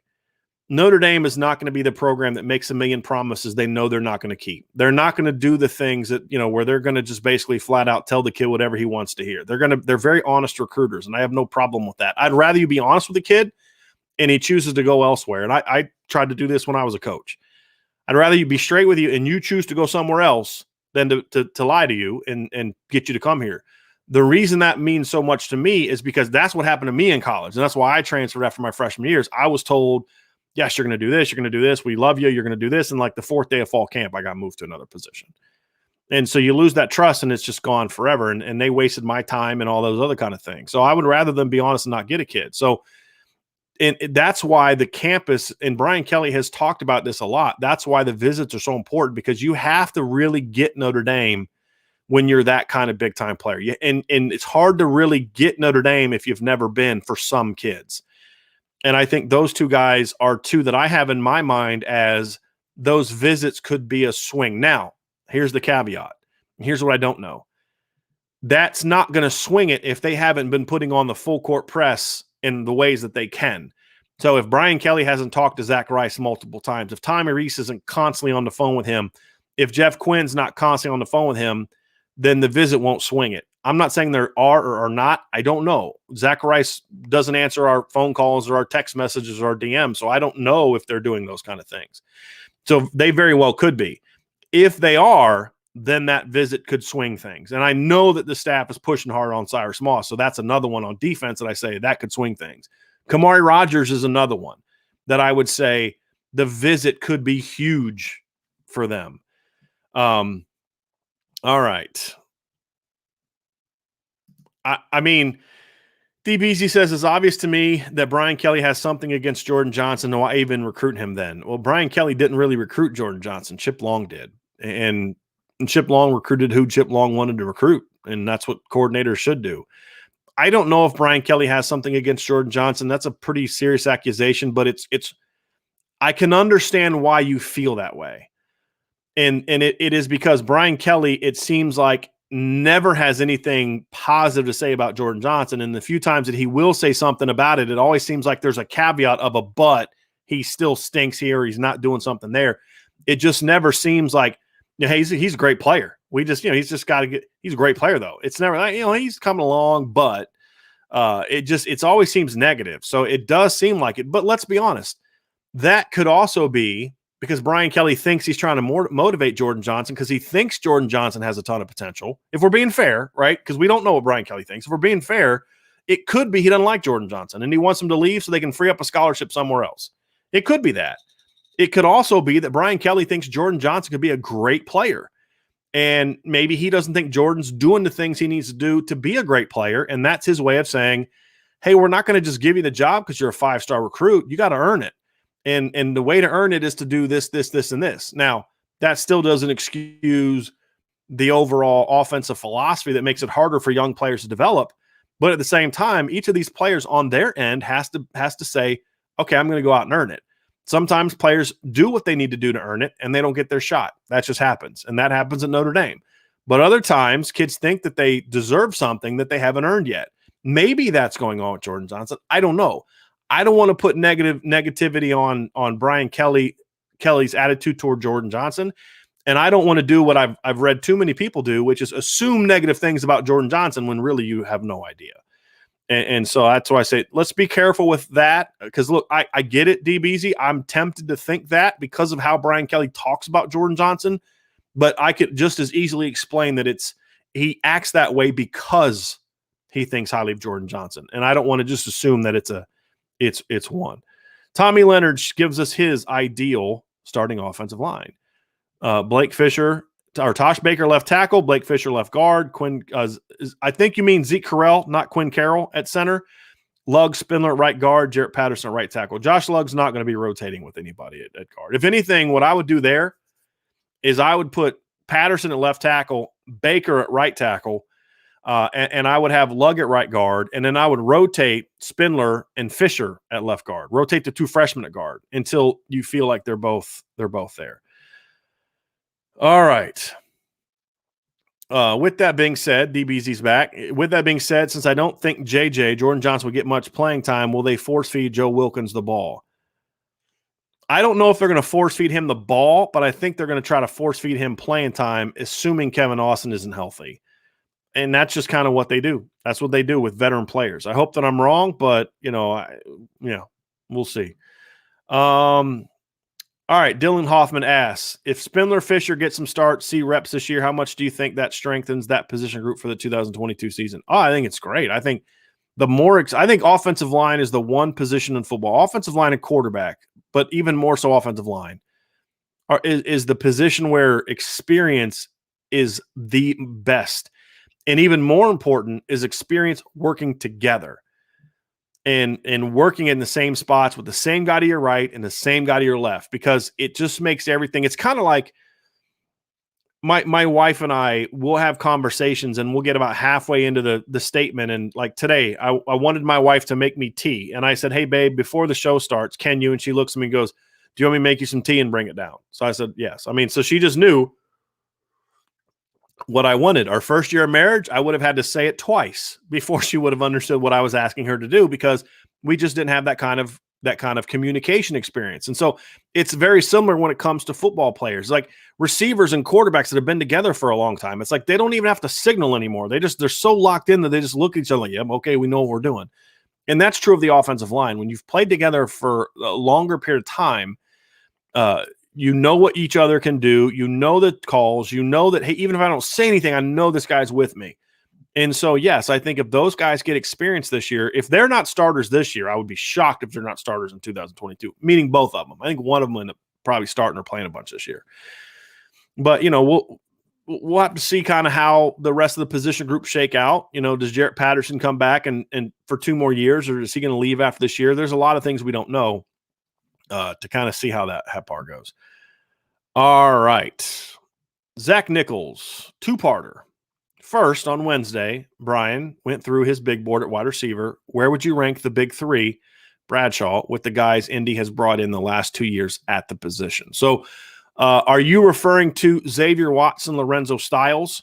All right. So let's look. So Bradshaw, his grade, I can actually pull it up right now. And his grade relative to juniors, when they were as juniors, his grade was higher than, let me pull up the 2021 class. Okay, so that's that. I actually have I have a point system that allots that. He was higher than, all right, hold on. So he was higher than both Deion Colsey and Lorenzo Styles as juniors on my board. And he was higher than everybody except Jordan Johnson as a junior in the previous class. So actually the only 2 receivers that I had ranked ahead of him, I'm looking at his numbers in 2020, would have been one player. Okay, so him and Xavier Watts Xavier Watts had a higher grade after his senior year, but Xavier wasn't ranked as high as a junior.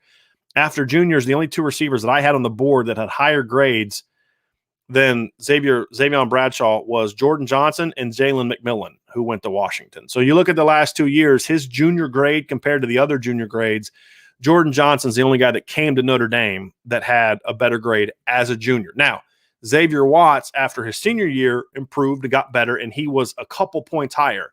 But if Xavion makes the improvements that you normally see, just normal junior to senior improvements, maybe 5 pounds bigger, maybe a step quicker, a little bit better route runner, that's going to alter his grade. Because for me, it's like an 8.8 parts grade.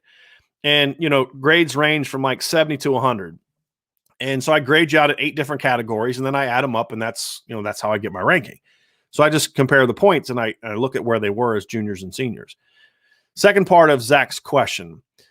Seems like there's concern that Johnson or Watts might leave if they don't get run this year. Not asking for a source report, but how worried are you about this?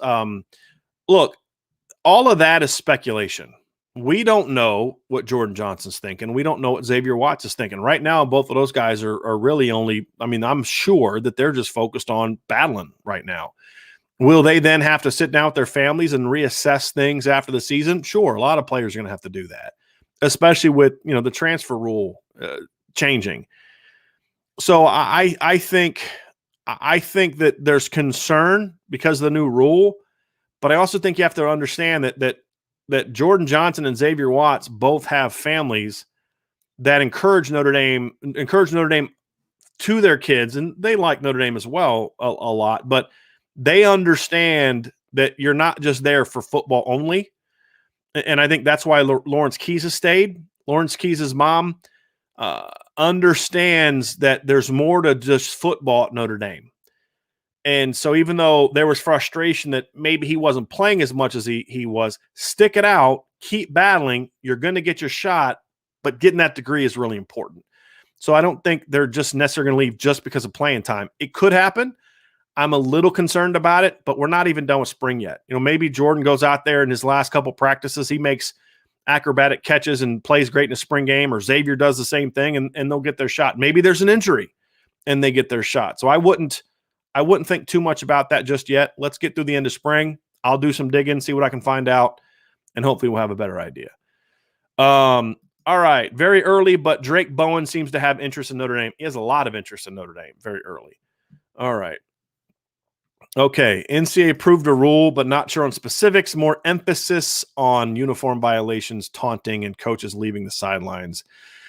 Could this be one of the Dabo rule, Clemson and Notre Dame first game? I think I am all for not letting coaches get on the field. I don't think coaches have any business being on the field. And it's one thing for like a guy like Brent Venables to kind of get a little too close as he's making calls, but like for a coach who's ticked about a call to be on the field, you do that in the NBA and you're getting teed up, or you do that in college basketball and Mike Krzyzewski walks 6-7 feet out towards an official during live action, or you're getting ripped, you're getting teed up. So I'd like to see that. The uniform violations, lighten up. That's not something we should be wasting our time with. Taunting, get a life. It's football. Okay. These things that the NCAA focuses on are just killing me. Some USC comments reacting to Vince's thing. Pretty sure I had shed tears in the end of the USC game. I was numb. I just was like, what happened? Like, you think you've got the win. I was sitting in my office. I've told that story before. I was sitting in my office. We had played that day. And I'm just like, wait a minute, what happened? How did they not win that game? There's two. I thought they had it won on the 4th and 9. I was like, no, there's no way they're going to complete this. I thought they had it won when Corey Mays knocked the ball out of Matt Leinert's hands. It was to me, I was kind of numb. I just didn't hit me. And we hear the throw to Matt Leinert's 4th and 9 throw to Dwayne Jarrett was just, it was beautiful. It was a beautiful, beautiful play. Okay. The fifth horseman. With the talent we have, do you think the Irish are a legitimate title contender within the next 2 years? No, not just to make the playoffs, but to win it all.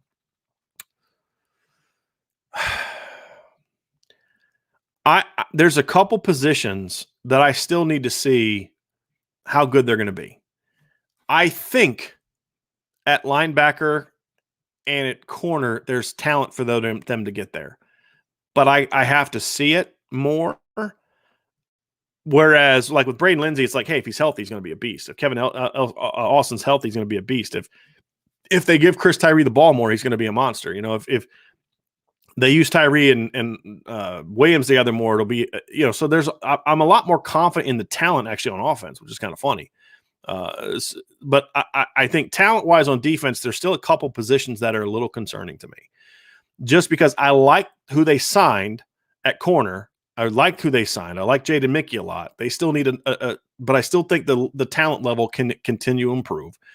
Safety is the one position that concerns me a lot, especially once Kyle Hamilton leaves, because I just don't know what there is behind Kyle Hamilton and Houston Griffin. Now, I do like the safety class they signed last year. I like Kari G a lot. I like Justin Walters a lot, but they need a good class here. So those are the positions where I'm worried about talent. Offensively, I'm not worried about the talent at all. Offensively, I have the exact opposite concern.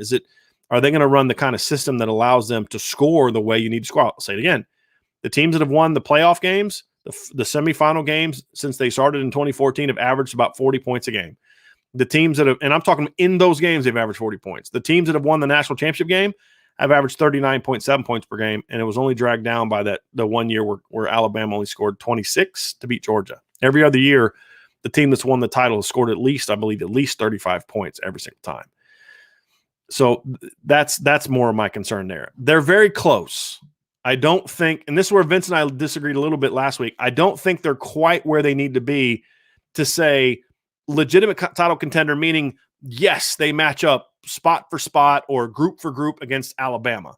I already, however, think they're at a place where if they get the right matchup in the semifinal, that if they were to play a Clemson, Ohio State, or an Alabama in the title game, I do think Notre Dame is at a place where if they can catch a break or two, they can win those games. So they're close, but if we're just talking about the composition of the roster, there's still a couple places where the talent needs to be upgraded a bit to say that they're at that level. And then offensively, the one position that I would question the talent to win it all because of that position is probably quarterback. I mean, I think the talent is there, but it's not. It's the talent's there if the other players around them are good.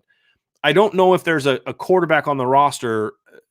Maybe Tyler Buckner is the closest thing to have it, but I think Trevor Lawrence made Clemson look better this year than they actually were. And we'll find out if I'm right in 2021, but I think he made them better than they were.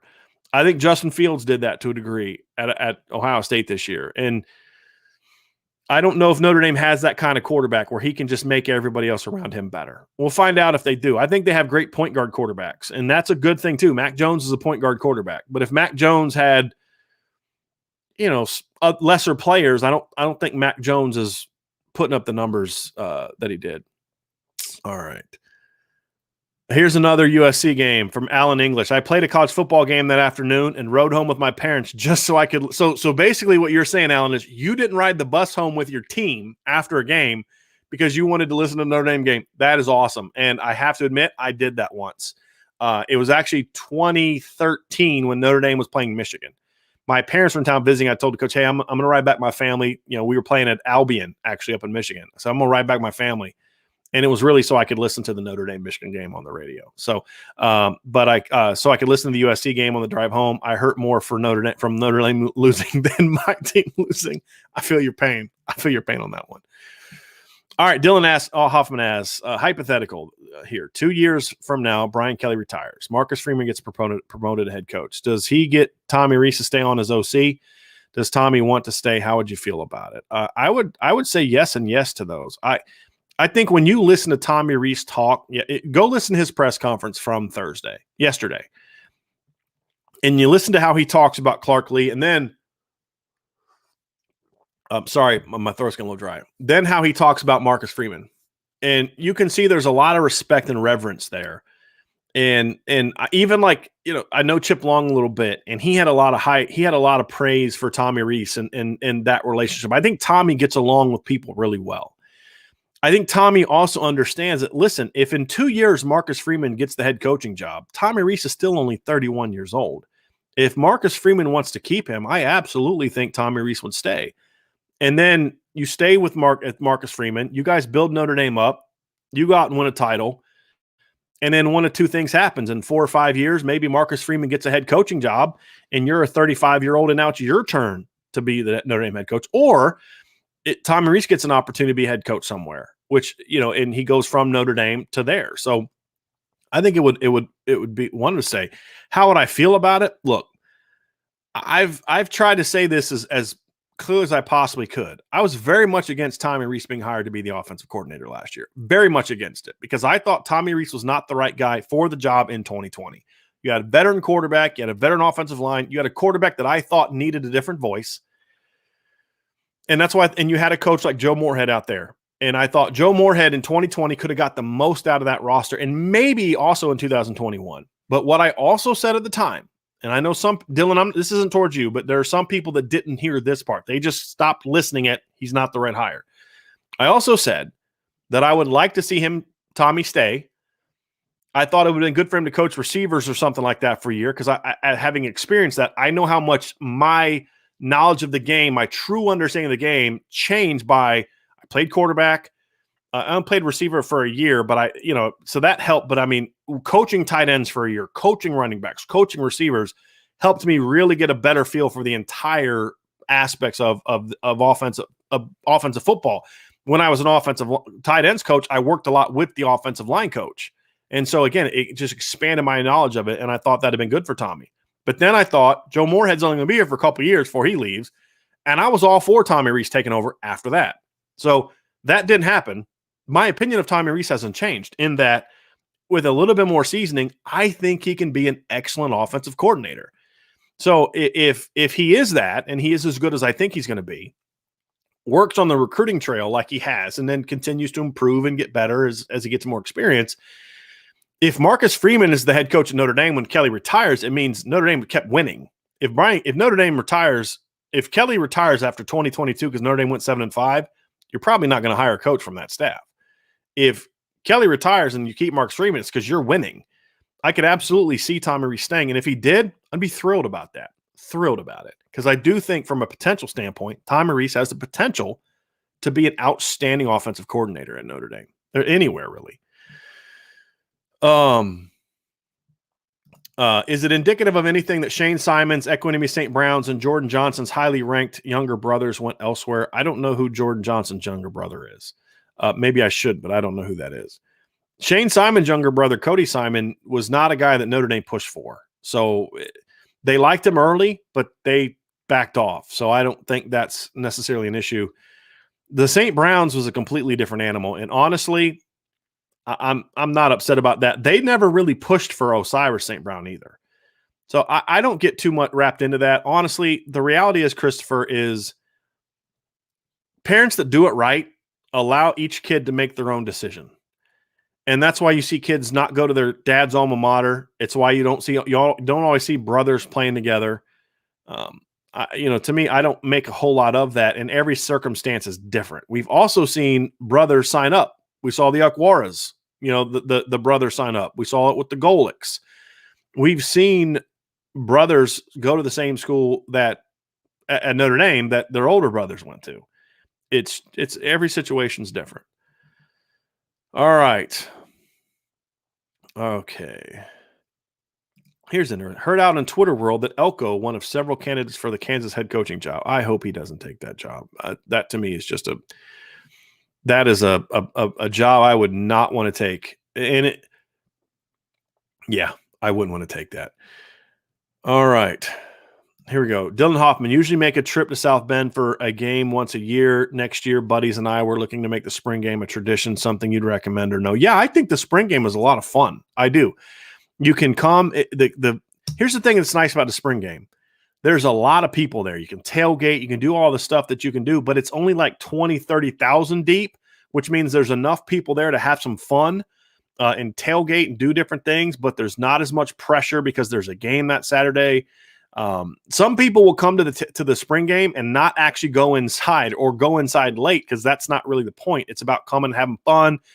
It's less busy on campus. Again, still busy, but it's half the people, sometimes a third of the people that you get for a normal weekend. So you can do more seeing the stadium and, checking out going to the bookstore, checking out the admin building, going down to the grotto, seeing things in town. So I think that's absolutely something I would recommend that you do. And I think South Bend's only growing and expanding as a community. So absolutely, if you guys want to make that a trip, I would do it. And maybe one of these days we'll do something with all of us in this community, this Irish Breakdown community. So Dylan Riggins asks, have you heard anything about Steve Angeli making any impact with other recruits since he's committed? Absolutely.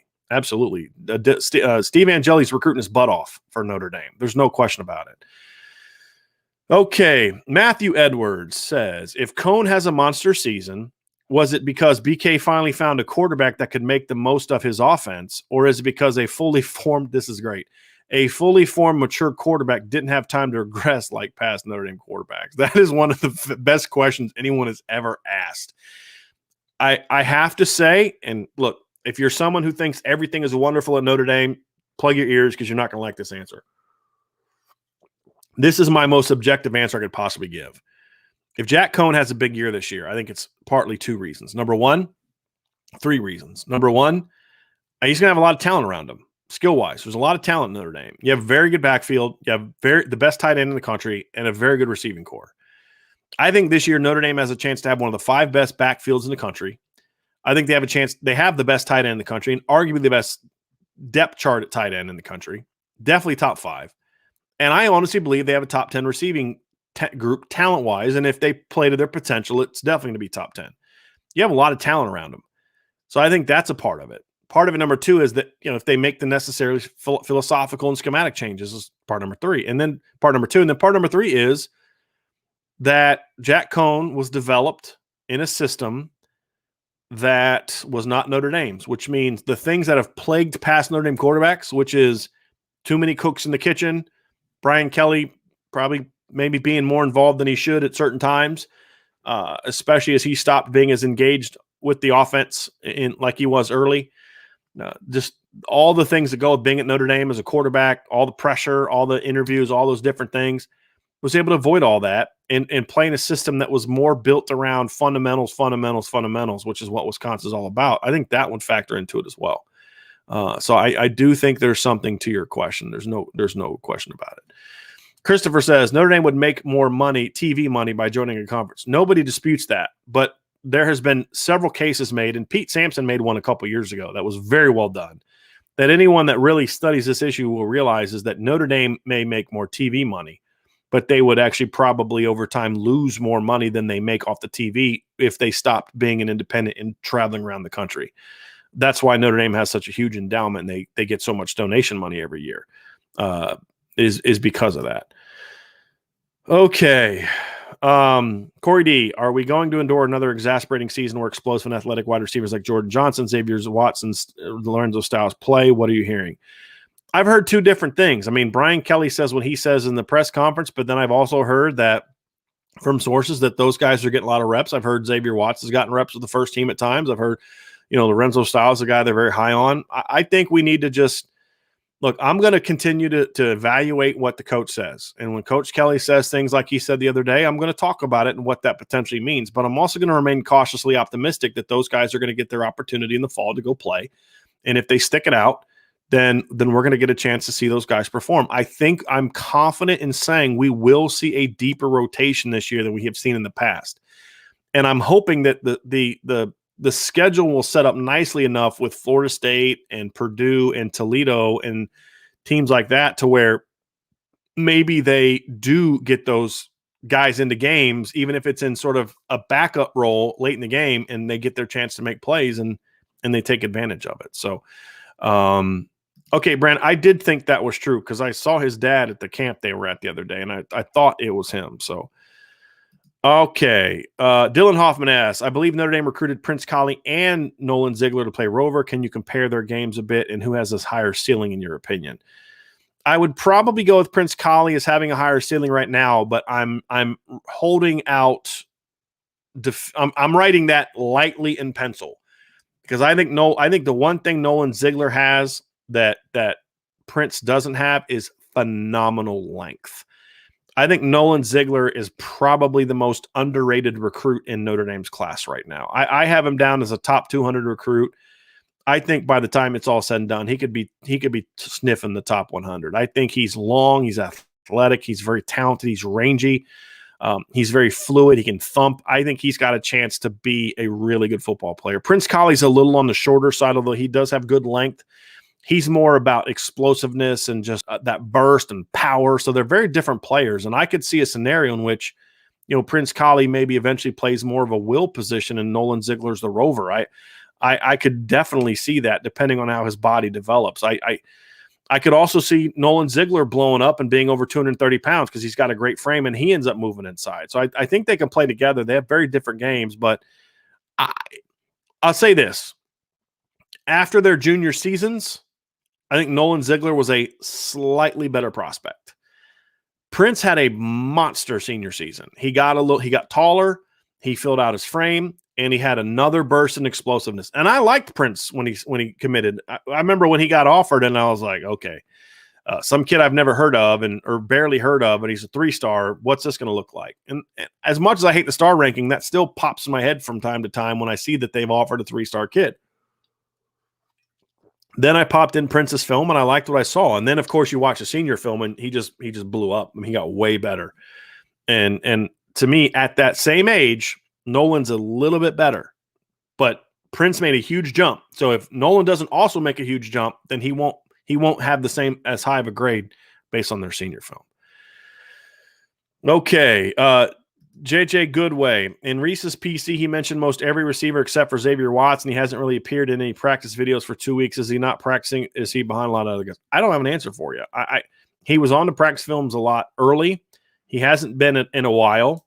I've talked to people that said Xavier's getting a lot of work with the 1 and 2s, but we just not seen him in practice clips. I don't know what to believe at this point in time. So he is practicing. He has not missed any practices. He's not hurt or anything like that. It's just they're just not talking about him. So I can't answer that why that is, but unfortunately that's just kind of where they've been.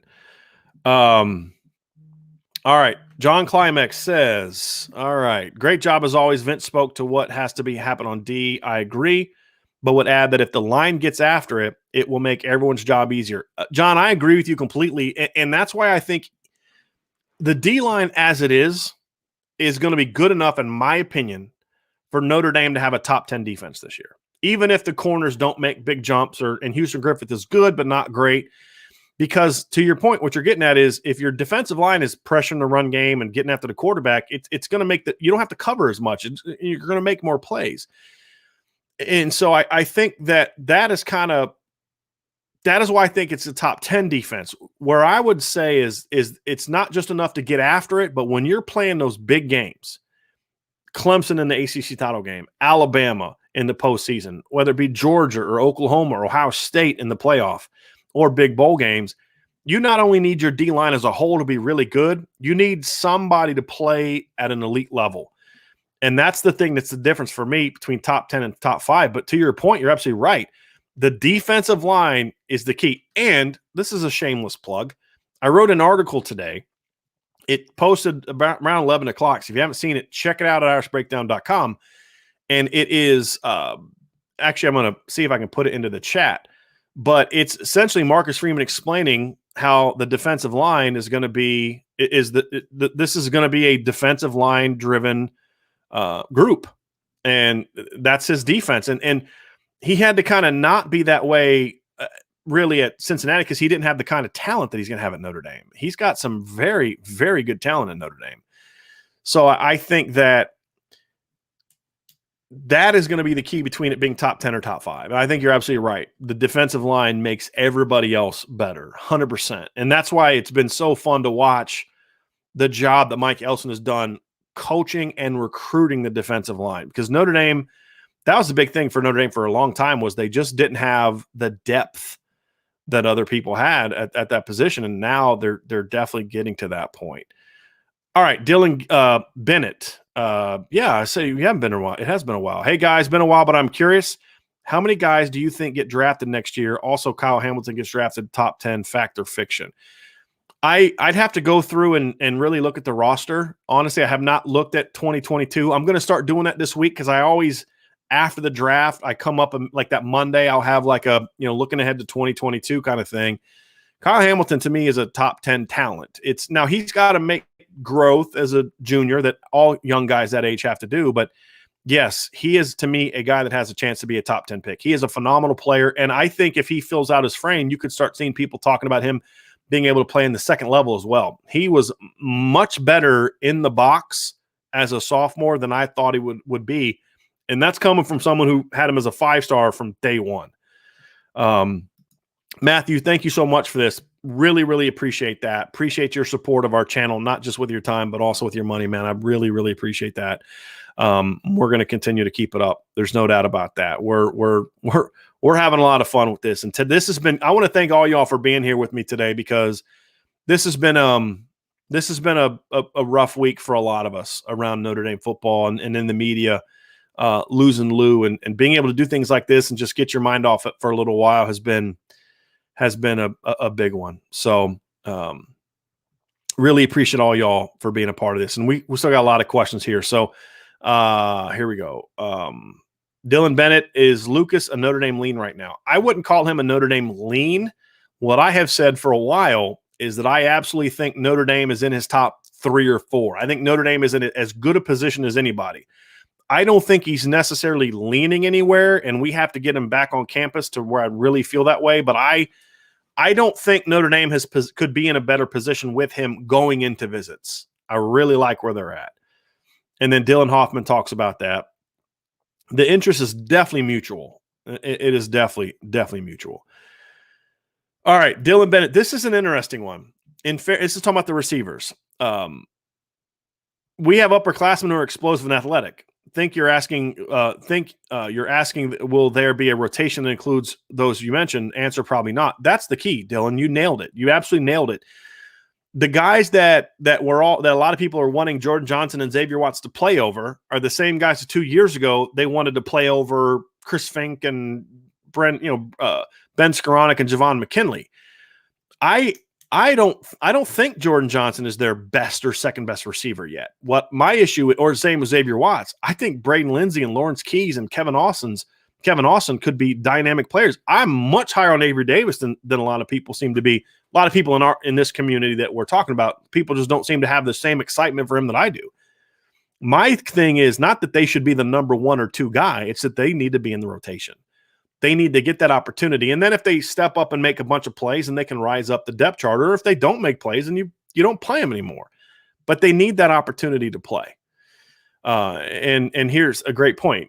Joe Wilkins is not Jordan Johnson or Xavier Watts, nor does he have the grace and natural ability styles. That is true, but he's also still a solid player.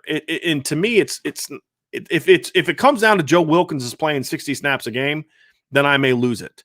But if Jordan's only playing 20 snaps a game because Kevin Austin's healthy and balling out, or because Braden Lindsey's balling out, or because Avery Davis or Lawrence Keys are balling out, then, I'm not going to be upset about that as long as he's still also playing 15, 20 snaps a game. That's the thing that I would say about it. Let's see here. You guys are talking there, so I'm gonna let you guys do that. It's a good conversation going there. So I think it's here. So okay, Christopher Ryan, here we go. Join late, so apologies if this is already addressed. Which game will be the biggest challenge on the schedule this year and why? Christopher, the interesting thing about that is I kind of go back and forth right now, this time of year. I go back and forth on that a lot because there's a lot of teams that are like Notre Dame. We don't know yet what they're going to be.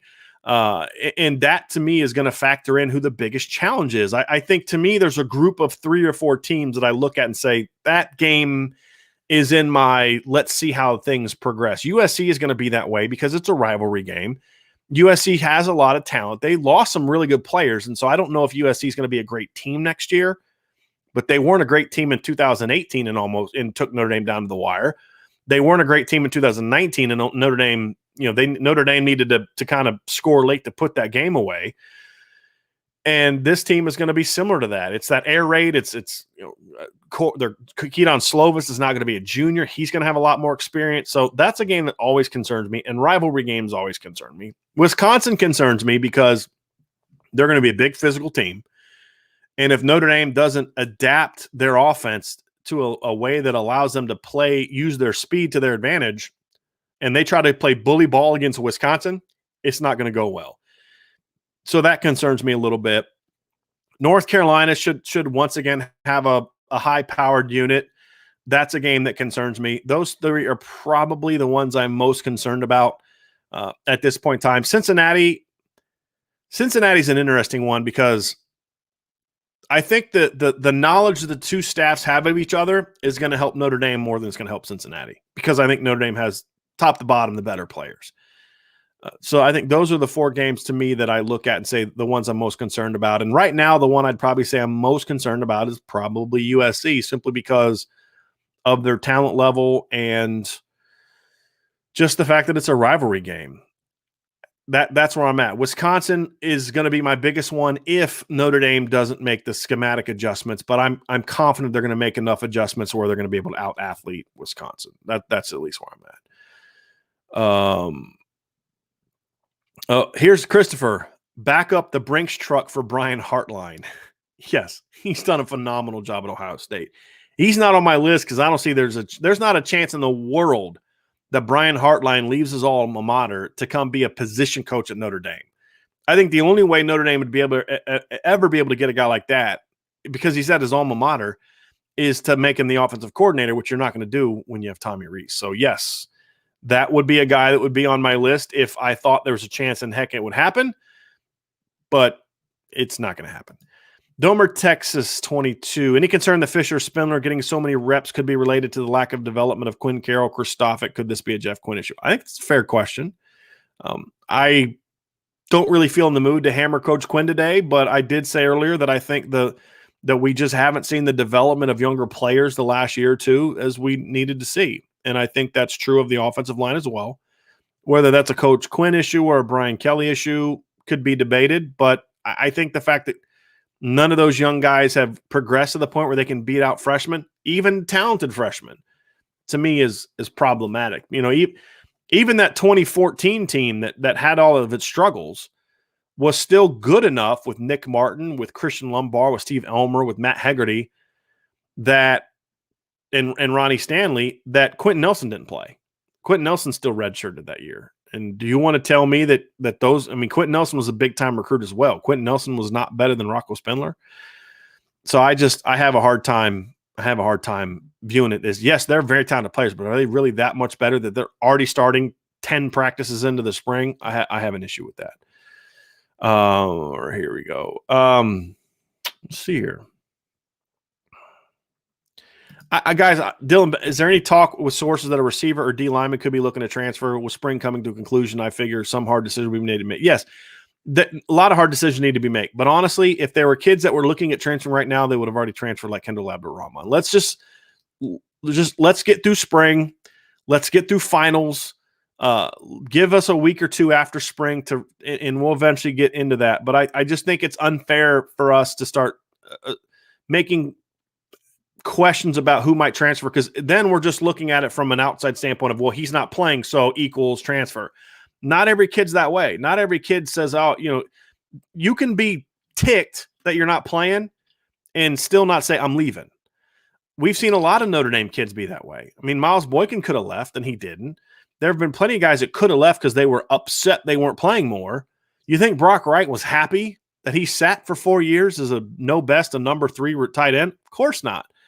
But he still stuck it out. Not every kid that doesn't get his way as a freshman or sophomore is going to leave.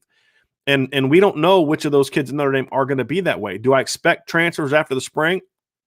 I don't know who, but I mean, it wouldn't surprise me. But let's just let it play out before we start doing that. Because I'm not going to be able to say for sure that they did or didn't do it. We got to let it see it play out. Okay, let me see if we can get a few more questions here. Okay, B Straw. Do you see Ian Book getting drafted? And if so, which team would you like to see him go to? I don't really have a specific team that I'd like to see him go to, simply because, I mean, from an NFL standpoint, I follow my favorite team, and that's the Denver Broncos. And I don't know if Ian Book would be a fit there because they already have a young quarterback in Drew Lock. They have Brett Rippon, who's a young quarterback. I think Ian Book and Brett Rippon are very similar. I'd probably take Brett Rippon over Ian Book, so I don't think that's a fit. Denver needs like a veteran quarterback to kind of come in and back up Drew Lock. I'm actually a lot higher on Drew Lock than a lot of other people are. So I don't think I have enough of a knowledge of quarterback depth charts or systems to say this is where he would fit. So I can't really speak to a team. Do I think he's going to get drafted? Honestly, I'm 50-50, and I'd probably lean towards no, he doesn't get drafted, simply because we're seeing some other quarterbacks trending up, and I think his pro day is going to hurt him. I think not only did he not answer questions at his pro day, he cemented the questions, and that is the ability to throw the deep ball. He sub 500 on balls past 20. He was definitely sub 500 on balls past 30 yards, and I think he was about 7 for 12 on balls that were past 20. He had a couple right at 20 that were caught, but he was definitely sub 500 on balls past 30. My recollection of the stats I had take place, and that's going to hurt him, in my opinion, because he needed a good pro day. So I could see guys like Sam Erlinger, who's also got limitations. I could see guys like Davis Mills has already passed him. I could see Kellen Mond passing him, although I don't think Kellen Mond's any good at all. There's just other guys like Kyle Trask has surpassed him, in my opinion, I could see. And I just don't think if he can be the 8th or 9th quarterback, he'll end up getting drafted. If he falls much below that, I think since 2005, 2000, there's only been like 1 or 2 years where less than 9 quarterbacks got picked. So if he can get in that range, then he should be okay. But I think it's going to be late. But look, at the end of the day, though, this is a cop-out answer I'm about to give you, but it's true. You just need 1 of 32 teams to fall in love with you to get picked sometimes. I mean, you could be a guy that 30 teams are like, no, we're not drafting that guy. He's not good enough. But if you get that one offensive coordinator or one quarterback's coach that falls in love with you, and this is true of any position, then you've got a shot to get drafted, and that's what Ian needs to do. And that's my hope for him, because I do think he's an engaged kid. I think people are going to like him personally. I think they're going to like his work ethic and his attitude, and that's something that could get him in there. So let me see here if we got any more questions. C says, how would you rank how Notre Dame recruits and develops its defensive line? To me, outside of 2018, it's been very good, but maybe not elite, especially in the middle. Heinisch, MTA are fine players, but they need NFL guys at DT. There's some truth to that. I think that they've been very good up the middle. I think they've been outstanding on the edge in most years. I think the up the middle is going to be a strength for this team this year, though. Look, I don't know if we necessarily have to have NFL guys there. They have NFL guys, in my opinion. They will in 2021 anyway. Jason Ademilola is an NFL guy. Riley Mills is going to be an NFL guy. Gabriel Rubio is eventually going to be an NFL guy, although he's injured right now. I think Aiden Keanaaina could be an NFL guy. There's a lot of depth there on the defensive line of guys who could potentially play in the National Football League. I think in today's era of deep rotations, there's 2 ways to be good. One is to have a couple elite level players, and we saw that in 2018. But the other way is to have 10 really good players, and I think that's where Notre Dame has been. In my opinion, the 2019 defensive line was better than the 2018 defensive line, even though Dalen Hayes got hurt, Julian Aguara got hurt, because you had more playmakers. The numbers bear that out to a degree. The 2020 team was a much better run defense than the 2018 team was. And there's a lot of reasons for that, but I think a big part of that is, even though their interior guys aren't big playmakers, they were also very disruptive players and good at what they were asked to do, and that made them effective. So, but to your point, though, that's why I said earlier that I think a couple guys have to step up and be elite for them to take that final jump as an entire defense. So I agree with your premise. I would say that doesn't need to happen for them to win a championship, but it needs to happen for them to have a top 5 defense. If you have a top 10 defense, you can win a national championship if your offense is good enough. But to have the kind of team where your defense is going to win you a championship and you can keep a team in the 20s, you need Isaiah Foskey to be a star. You need Jason Ademilola to step up and be a star, or Riley Mills or somebody like that. And the good news is from a recruiting standpoint, I think the last 3 years we've seen more and more of those players get recruited. I think when you look at Isaiah Foskey in the 2019 class, right? To me, I said at the time, 5-star upside guy. In the 2020 class, Riley Mills to me is if he pans out the way that I think he's going to pan out, he's a day 2 draft pick, which means 2nd, 3rd round. I think he's that good. I think Jason Ademilola, if he continues to progress the way that I think he's going to, is going to be a Sheldon Day type draft pick at least, and I think he's an NFL player. I think that when you look at other players on the roster, there are guys. I think Myron Tungavaloa is an NFL player late round pick in the right system. I think being on the edge is going to help make him a better player because I think he's going to get a more comfortable weight, which is going to make him a better player. So I do think they have NFL talent. Now, how will those guys grow into that, and how will they develop that, and will they reach their ceilings? That remains to be seen. And oftentimes, see, that's the difference between a 5-star and a top 150 guy is, for me, top 150 guy may have just as high of a ceiling, but the 5-star guy has a higher floor. And that guy with the lower floor and the higher ceiling, those guys are going to not hit the ceiling as often because there's so much more work or development that needs to be done. And that's kind of the risk that Notre Dame runs, which is why it's so important that Mike Elston has recruited so well year after year after year. Because when you have consecutive good classes and certain guys don't pan out in the class before, you're still going to be pretty good because the guys that you have, you have so many guys that you only need one or two of them to pan out at each, in each class. So that's where I like it. C also asks, if you had to draft a quarterback for Notre Dame last year between Trevor Lawrence, Justin Fields, Zach Wilson, Jones, Trask, what order would you choose them? Mac Jones and Kyle Trask. For Notre Dame last year, Trevor Lawrence. I mean, look, maybe we can talk about this next week. Y'all let me know if you'd like to have this. I wouldn't mind doing a podcast where I talk about the 5 quarterbacks in this draft class. I think it'd be a lot of fun. I just don't know if you guys want me to talk about things that aren't Notre Dame related, but this question specifically, Trevor Lawrence is the best quarterback to come out of the draft, in my opinion, in at least 5 years. I'm a big Trevor Lawrence believer. Part of it is I don't think Clemson's talent in 2020 was as good as people think it is because he made them so much better. The offensive line was a hot mess. Amari Rodgers and Cornell Power, good players, but they're not T. Higgins and Justin Ross. Travis Etienne's a good player, but he didn't have a great year because y'all how bad the offensive line was. But Trevor Lawrence put that team on a different level. I don't think they're in 2019, their skill players really laid an egg against Ohio State. They were dropping balls. They weren't getting off the press. The Ohio State corners abused them, but Trevor put that team on his back and just willed them to victory. He's a special player. The other guys I have some issues with, but there's great talent there. Justin Fields and Trey Lance, to me, are my Trey Lance is my second favorite quarterback in this draft class. Fields for me is third. Mac Jones, I think, would have not been as effective in Notre Dame's offense as he was in Alabama's because he wasn't throwing to Devontae Smith. And Notre Dame's offense requires a quarterback to make more plays than what Alabama's did from a physical standpoint. Now, the ability to make plays with your mind is something that Alabama's offense is great at. Kyle Trask is a good player, but he is a scheme guy, whereas some of those other guys, I mean, there's a huge difference there. And Zach Wilson, to me, tremendous physical talent, but I'm not on the Zach Wilson train. I'm just not. I think he's got tremendous physical gifts, but there's balls that he threw. He's not, to me, an incredibly accurate quarterback. He can be erratic. There's also balls he threw that were brilliant highlight throws that I'm like, if he tried that against an SEC team or against Notre Dame, that's not happening.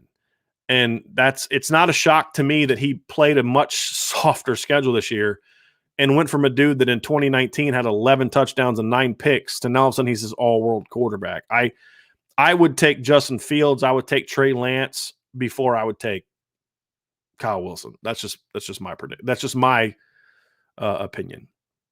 Let's see here. No, I have not, and they would not want me to do that. But I appreciate it, Roderick, that you think I should think about that. But no, I have not. Okay, let's see if we have anything else before we move on. You guys are having a lot of Black Rush. Relax, my man. It's all good. Everything's going to be all good. See here. Okay, here you go. I think Ja'Kalen Johnson at Ohio State is Jordan's brother. They're not brothers. They might be cousins, but they're definitely not brothers. They played at the same high school, but not brothers. Brandon asks, thoughts on Jaden Bellamy? He's blowing up lately with some huge offers. Always thought he was a plan C guy type of guy. I mean, he's a nice player, but to me, he's kind of what Notre Dame has gotten in the past. Good, solid player, not a guy you're beating Alabama and Clemson with. There are definitely other players on the board that are better than him. If they were going to take 5 DBs, so like 2 corners, 2 safeties, and maybe a swing guy, I'd be okay taking him as the 5th guy and the swing guy, but they have to recruit better. And there's definitely better guys on the board for me that that could be. Here's an interesting question. Corey D. Should Notre Dame go after Dabo in a couple years? Call me crazy, but I think he would leave Clemson for Notre Dame. If you win one title at Notre Dame, you're a legend. I think Dabo Swinney is a heck of a head coach. But I think Dabo is a fit coach. And I think what has made him so good at Clemson wouldn't work at Notre Dame. And it takes a unique type of coach. I think Nick Saban could win at Notre Dame. And I'm in the minority here because he wouldn't be able to recruit. You can't buy players. He wouldn't need to. If Nick Saban came to Notre Dame they'd recruit well, and they'd be one of the best coach teams in the country, and they'd be freaking strong and tough. So I think Nick Saban could win at Notre Dame. No question about it. I don't think Dabo could win at Notre Dame. I just think his style is unique to that kind of school, a state school, a Southern school. His charm would not be as charming at a place like Notre Dame, in my opinion. So no, I would not go after him in a couple of years. Great coach, but just not that kind of guy. Okay, here we go. All right, let's see if there's any more questions here. A lot of conversation going on, so I am going to try to see if there's any more questions here.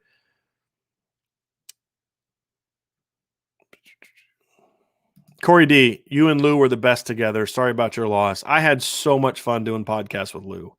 I really did. He was a lot of fun to, do things with, because I thought what made our shows fun, and some people said that I talk too much. I talk too much all the time. I understand that. And that's what made us a combination, because Lou didn't like to talk as much. He liked to kind of be succinct and to the point. But we brought such different strengths into the conversation. With him it was historical and in the stats and the big picture, and he could his recall was phenomenal, and then I could bring an X's and O's thing, and I thought it was a lot of fun, and I think they were really good shows. And I don't often think I do good shows, but with Lou, I always felt like, boy, that was a really good show. And it was even more fun when Lou thought it was a good show, because he's very hard on himself. He was very hard on himself. He was way more critical of himself than he should have been. And he would, when he would come and say, boy, that was a really good show, I was like, okay, that made my day. Lou thought this was a good show. That must mean it was a really good show. So I heard Caleb Collins says, a bunch of players that said that Stefferson was the truth and was probably the best receiver during that time. He was the best receiver on the team in 2015 or 2016 and 2017. He just couldn't stay out of trouble. But when he was playing, he was a beast. He was very good. Very good. My favorite memory from Domer, Texas 22. I appreciate this. My favorite memory of you and Lou together, 2000 Cotton Bowl pregame pod on BGI. I had 3 canceled flights due to the storms, and I had to fly into Houston and drive up to Dallas. I was so excited when both of y'all picked Notre Dame. Yeah, that didn't turn out too well. The game was playing out how I thought it was going to play out, except I thought Notre Dame would score a touchdown through the first quarter and a half. And then when Julian Love got hurt, but I really thought Notre Dame's defense could keep Clemson in check, and they really did, except when he got hurt. So that was, I remember that. We both really thought that was a team that Notre Dame had a shot to beat that team, but just the offense just didn't show up that way. There's a big quarterback conversation going on in the chat, but here's part of that I thought was interesting. Name the best quarterback of the Brian Kelly era, open question. Probably, small scale, who played the best in the time that they played was Malik Zaire. With all due respect, Malik was outstanding against LSU. He had probably the best single game performance of any Notre Dame quarterback in the Brian Kelly era against Texas. And everyone likes to obsess over his 7 for 18 against Virginia, but he was on pace for about 250 yards passing and over 100 yards rushing in that game. Notre Dame took a 26-14 lead a play after he got hurt, because he had just gone on a long run to get them into field goal range. And then I think the play after he got hurt, Kaiser hands off to CJ Prosise, who runs it in for a touchdown. But I would probably say Everett Golson was the best quarterback of the Brian Kelly era up until the point he melted down against Arizona State. I thought Everett was incredible. It's just up here, he didn't always do what he needed to do. But I thought he was the most talented quarterback of the Brian Kelly era. He didn't always play the best, but he, to me, was the best of that era. And of course, he led Notre Dame to an undefeated season as well. Okay, so the issue with hiring Freeman is he would leave for Ohio State if that job opened up. I would not say that. I think that there's this assumption that fans make that every coach is dreaming to go back to his alma mater, and I don't think that's true. If Marcus Freeman was the defensive coordinator at Ohio State and he had promised Notre Dame he'd be here for 2 years, and Ohio State job comes open in a year, would he leave for Notre Dame to go to Ohio State? Yes. Would Marcus Freeman, as the head coach at Notre Dame, if he was successful at Notre Dame, leave to go to Ohio State to be the head coach? I don't think that he would. Look, there's also a drive from a lot of coaches. Again, we're talking about a position coach leaving to go be a position coach somewhere else. Different story. But when you're a head coach at a place like Notre Dame, I don't think he would leave to go to Ohio State. I really don't. I think Notre Dame is a special place. And when you're here, you understand that. And he also would understand that winning at Notre Dame, you win one title at Notre Dame, you're going to be more of a legend than a coach that won 2 or 3 at Ohio State. That's just a fact. I mean, that to me is just a fact. So here we go. Okay, see if we have any more questions. I'm trying to get through this this quarterback debate and see if we have any more questions. Corey D, where's Notre Dame with Sonny Styles? It appears it's down to Ohio State and Notre Dame. I don't think that's necessarily accurate. I mean, I think those are clearly the two schools that stand out. But from talking to Sonny, so now almost 2 weeks ago at the Under Armour camp, it doesn't sound like he's in any hurry to decide. I think he's going to be open to other schools. If there's a school that jumps out at him more than his dad's school or his brother's school, he's going to look at them. But he's still pretty open right now. At least if he's not open, then he's really good at convincing people he's open. Because I don't think that he is in a position to get there. Okay.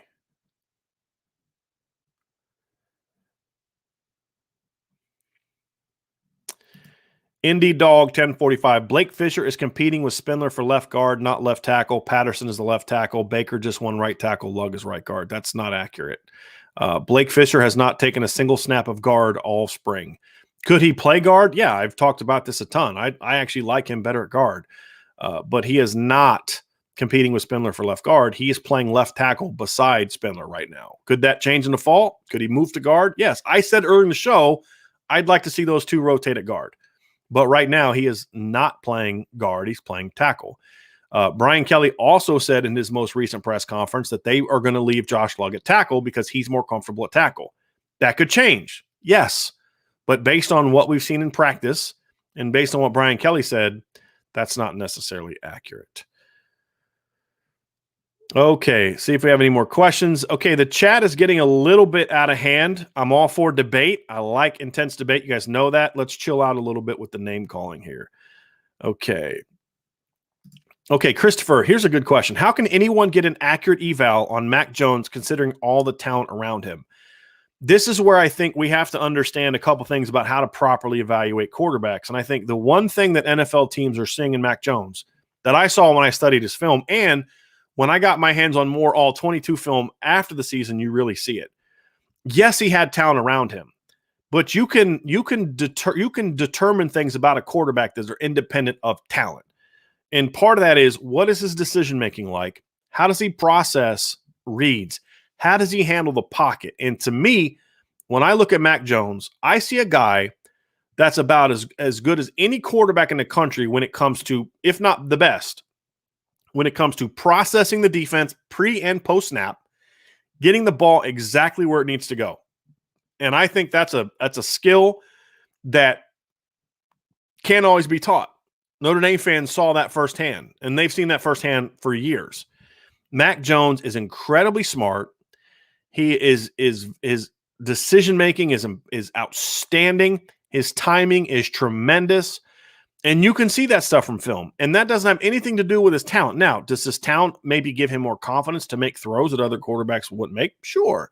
And he played in a great scheme. But Mac Jones is a good football player because of those things. Now, would I take him in the top 10? No. A lot of these quarterbacks I wouldn't take in the top 10. If we're actually talking about value, then maybe you do. But if we're talking about best players in the draft, quarterback's going to go in the top 10, whether he's a top 10 player or not, just because of the way that quarterback is treated by NFL teams. But if it was just about talent, no, he would not be a top 10 pick. Okay, let's see here. Saban James says, what are your thoughts on Keenan Bailey, the Ohio State GA? He was a G at Notre Dame, and he's a Notre Dame grad. I don't know a lot about Keenan as a coach. I've had a couple interactions with him talking off the air, off the record, but I don't know a lot about him as from a coaching standpoint. But I know a couple people that think highly of him, but I don't really have it. You guys are putting me on a spot today. Here we go. Wade, my man, chill out a little bit with the name calling, all right? I don't want to have that stuff. You guys need to relax, okay? Corey D, Brian, prediction time. Who will be the Notre Dame coach in a couple of years? Give me 2 names. Look, my 2 names, it's just me. Assuming he has a winning record this year, my 2 names are Jeff Brom and Marcus Freeman. Those are my 2 names. That's it. That's where I'm at right now. Now, that could change. We'll see. Tracy Tipton, Brian, it seems to me Jordan Johnson may not be as hyped as advertised. I don't think that's a fair thing to say. I think that this is – look, Tracy, I'll say this. If this was just related to Jordan Johnson and his development and where he was as a player, I could agree with you. But this is something we've seen for 10 years, since Brian Kelly's been here. It took Chase Claypool how long to finally emerge? It took Miles Boykin how long to emerge? Miles Boykin then played as a freshman. He barely played as a sophomore, mop-up duty, and then as a junior, he barely played. I don't think Miles Boykin caught a pass his first 2 years. I'm actually going to look that up right now and see if he did. But this has been a problem at Notre Dame for years, and I don't think it's fair to say, he's not as good. I think he is talented. I've talked to different sources who have said this kid's really talented. He just doesn't get much of a chance. Yeah, Miles Boykin in his second year at Notre Dame caught 6 passes for 81 yards, and it was all in mop-up duty. He caught two passes for 36 yards against Syracuse, one against Duke, one against Miami, one against Army, one against Virginia Tech for a touchdown. So not all mop-up duty, but it was also an injured receiving core. So 6 catches in his first 2 years, and then he eventually becomes a third-round draft pick. This has been an issue for a long time. And that's why I think it's not fair to say, hey, yeah, it's because the player's not as good. I think maybe that's true, but the evidence has said that it's harder to develop younger players in Notre Dame because of what they choose to do. Omar Austin, what's your ideal run-pass ratio for Notre Dame this season if the offense is opening up? I'm not one of those people who believes in run-pass ratios. I think it depends on what the defense is doing. I think it depends on what your playmakers are looking like. I mean, look, if teams want to come out and say, we're going to put 8-9 in the box and not let you run, then go 80-20 for all I care, as long as you're moving the ball. If a team is balancing it out and you're just running it right down their throat the whole game and it's 70-30 the other way, I don't care. Do what you got to do to win a game. And a lot of that is going to be creating explosives and attacking the defense where they're weak, and it's going to change from week to week. I'm not one of those people, it's got to be 60-40 or 50-50. It's, to me, balance to me is about being good, being efficient and explosive in both the run and pass. Because when you're that, you get to the playoff, and Alabama's going to be good enough to take one of those away. Are you good enough to beat them with it? Notre Dame ran the ball effectively against Alabama in the Rose Bowl in the first half. They did. But Notre Dame couldn't make enough plays in the pass game to score points. And then when Alabama finally said, okay, you're not going to be able to run on us, they weren't good enough to go beat them in the pass game. Same thing happened in 2018 against Clemson.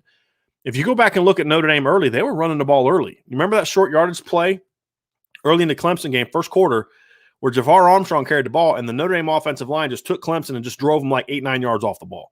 I think 6 of their first 10 runs were efficient runs in that game. But then Clemson realized very early that Ian Book's not going to throw the ball downfield. So they started run blitzing a lot more. They started creeping their safeties down, and he wasn't going to throw the ball, and they shut the run game down. So they weren't efficient or explosive in both areas. They were efficient, explosive running the ball, but a good team can take that away from you. You have to be good at both.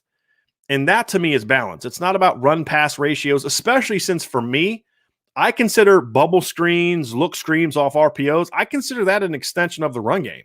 I don't consider those necessarily pass plays when you look at the structure of your offense. Yes, they're technically pass plays, but as far as your objectives, you set goals for each play. So here's what we should be averaging on our inside zone. Here's what we should be averaging on our outside zone. Here's what we should be averaging on our pass plays and different types of things. Your desired, okay, here's how we know we're having success. We're having success because we were efficient on 60% of these runs and we averaged X number of yards per carry. And we were good running right and left. Pass plays the same way. Hey, look, we had a really low yards per attempt because, yeah, we hit a couple of these routes that were big, but we went 2 of 10 for 80 yards. Can we live with that? No, we need to find something that's more efficient. Or, yeah, we can live with that because of the nature of when this call is made. So that's how you evaluate things. And when you evaluate the perimeter screens, you're going to evaluate them on a per play, yards per play, and a yards per catch basis is going to look a lot like what you evaluate your outside runs. And so that's why, to me, they're an extension of it. Plus, there are a lot of things you're going to be using in RPOs. So that is where we're at with that. So I think that we are wrapping up with the questions. I think at this point in time, it's just the chat. Okay, here we go. John Clement has a comment. I love the idea of a defensive-minded head coach and someone the players relate to. Marcus seems to just have an it factor. Still has to prove it, but I have high hopes. You sum it up perfectly for me. I don't care so much about defensive-minded or offensive-minded. What I like about Marcus Freeman is his defense is geared towards stopping explosive offenses. I think that is going to make him appreciate the need for an explosive offense even more. So the decisions he would make as a head coach would be to, I think, would be to go find an explosive offensive coordinator. Guy could already be on campus for all we know. But that's where I think he needs to be. But yeah, there's just something about him that does make him seem different. And sometimes you just see it like when Urban Meyer was an assistant coach, there were people that covered the team back then that just said there was something different about Lou Tsumoji would say this. There was something different about that guy. You just knew he was going to be a great head coach someday. And Marcus Freeman, to me, has those attributes. And now he just has to go prove it as a defensive coordinator. Okay. I think we are –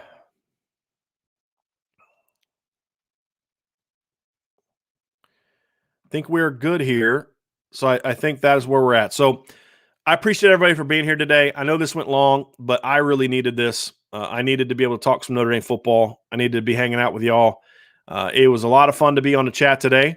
Appreciate everybody taking time out of their Friday to meet with me and meet with Vince and to talk about some Notre Dame football. So we'll definitely be back. We're starting to zero in a little bit on what our schedule is going to look like. Still trying to figure out what we're going to do topically. But definitely looking into having more live shows. We had more this week, I think, than we've ever had in a week. Wednesday night is now going to be our sort of our nightly. We're definitely going to start doing Wednesday night ones where we're going to focus on recruiting. Maybe do some film breakdowns during then. We'll talk about the latest in recruiting. We'll do all types of different things, and of course, answer your questions. So appreciate everybody being with us today. Make sure you hit the subscribe button if you're watching on YouTube and hit the notification bell so that you know when we are doing shows and when we schedule a live podcast. Make sure you subscribe to our podcast on whatever platform you're using. Please give us a 5-star rating. We do very much appreciate that. And, of course, check out irishbreakdown.com. I hope everybody has a great, safe rest of your weekend, and we will talk to all of you again here very soon.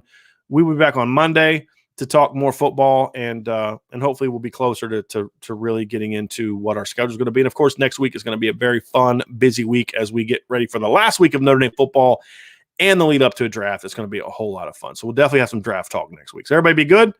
Talk to you all again soon.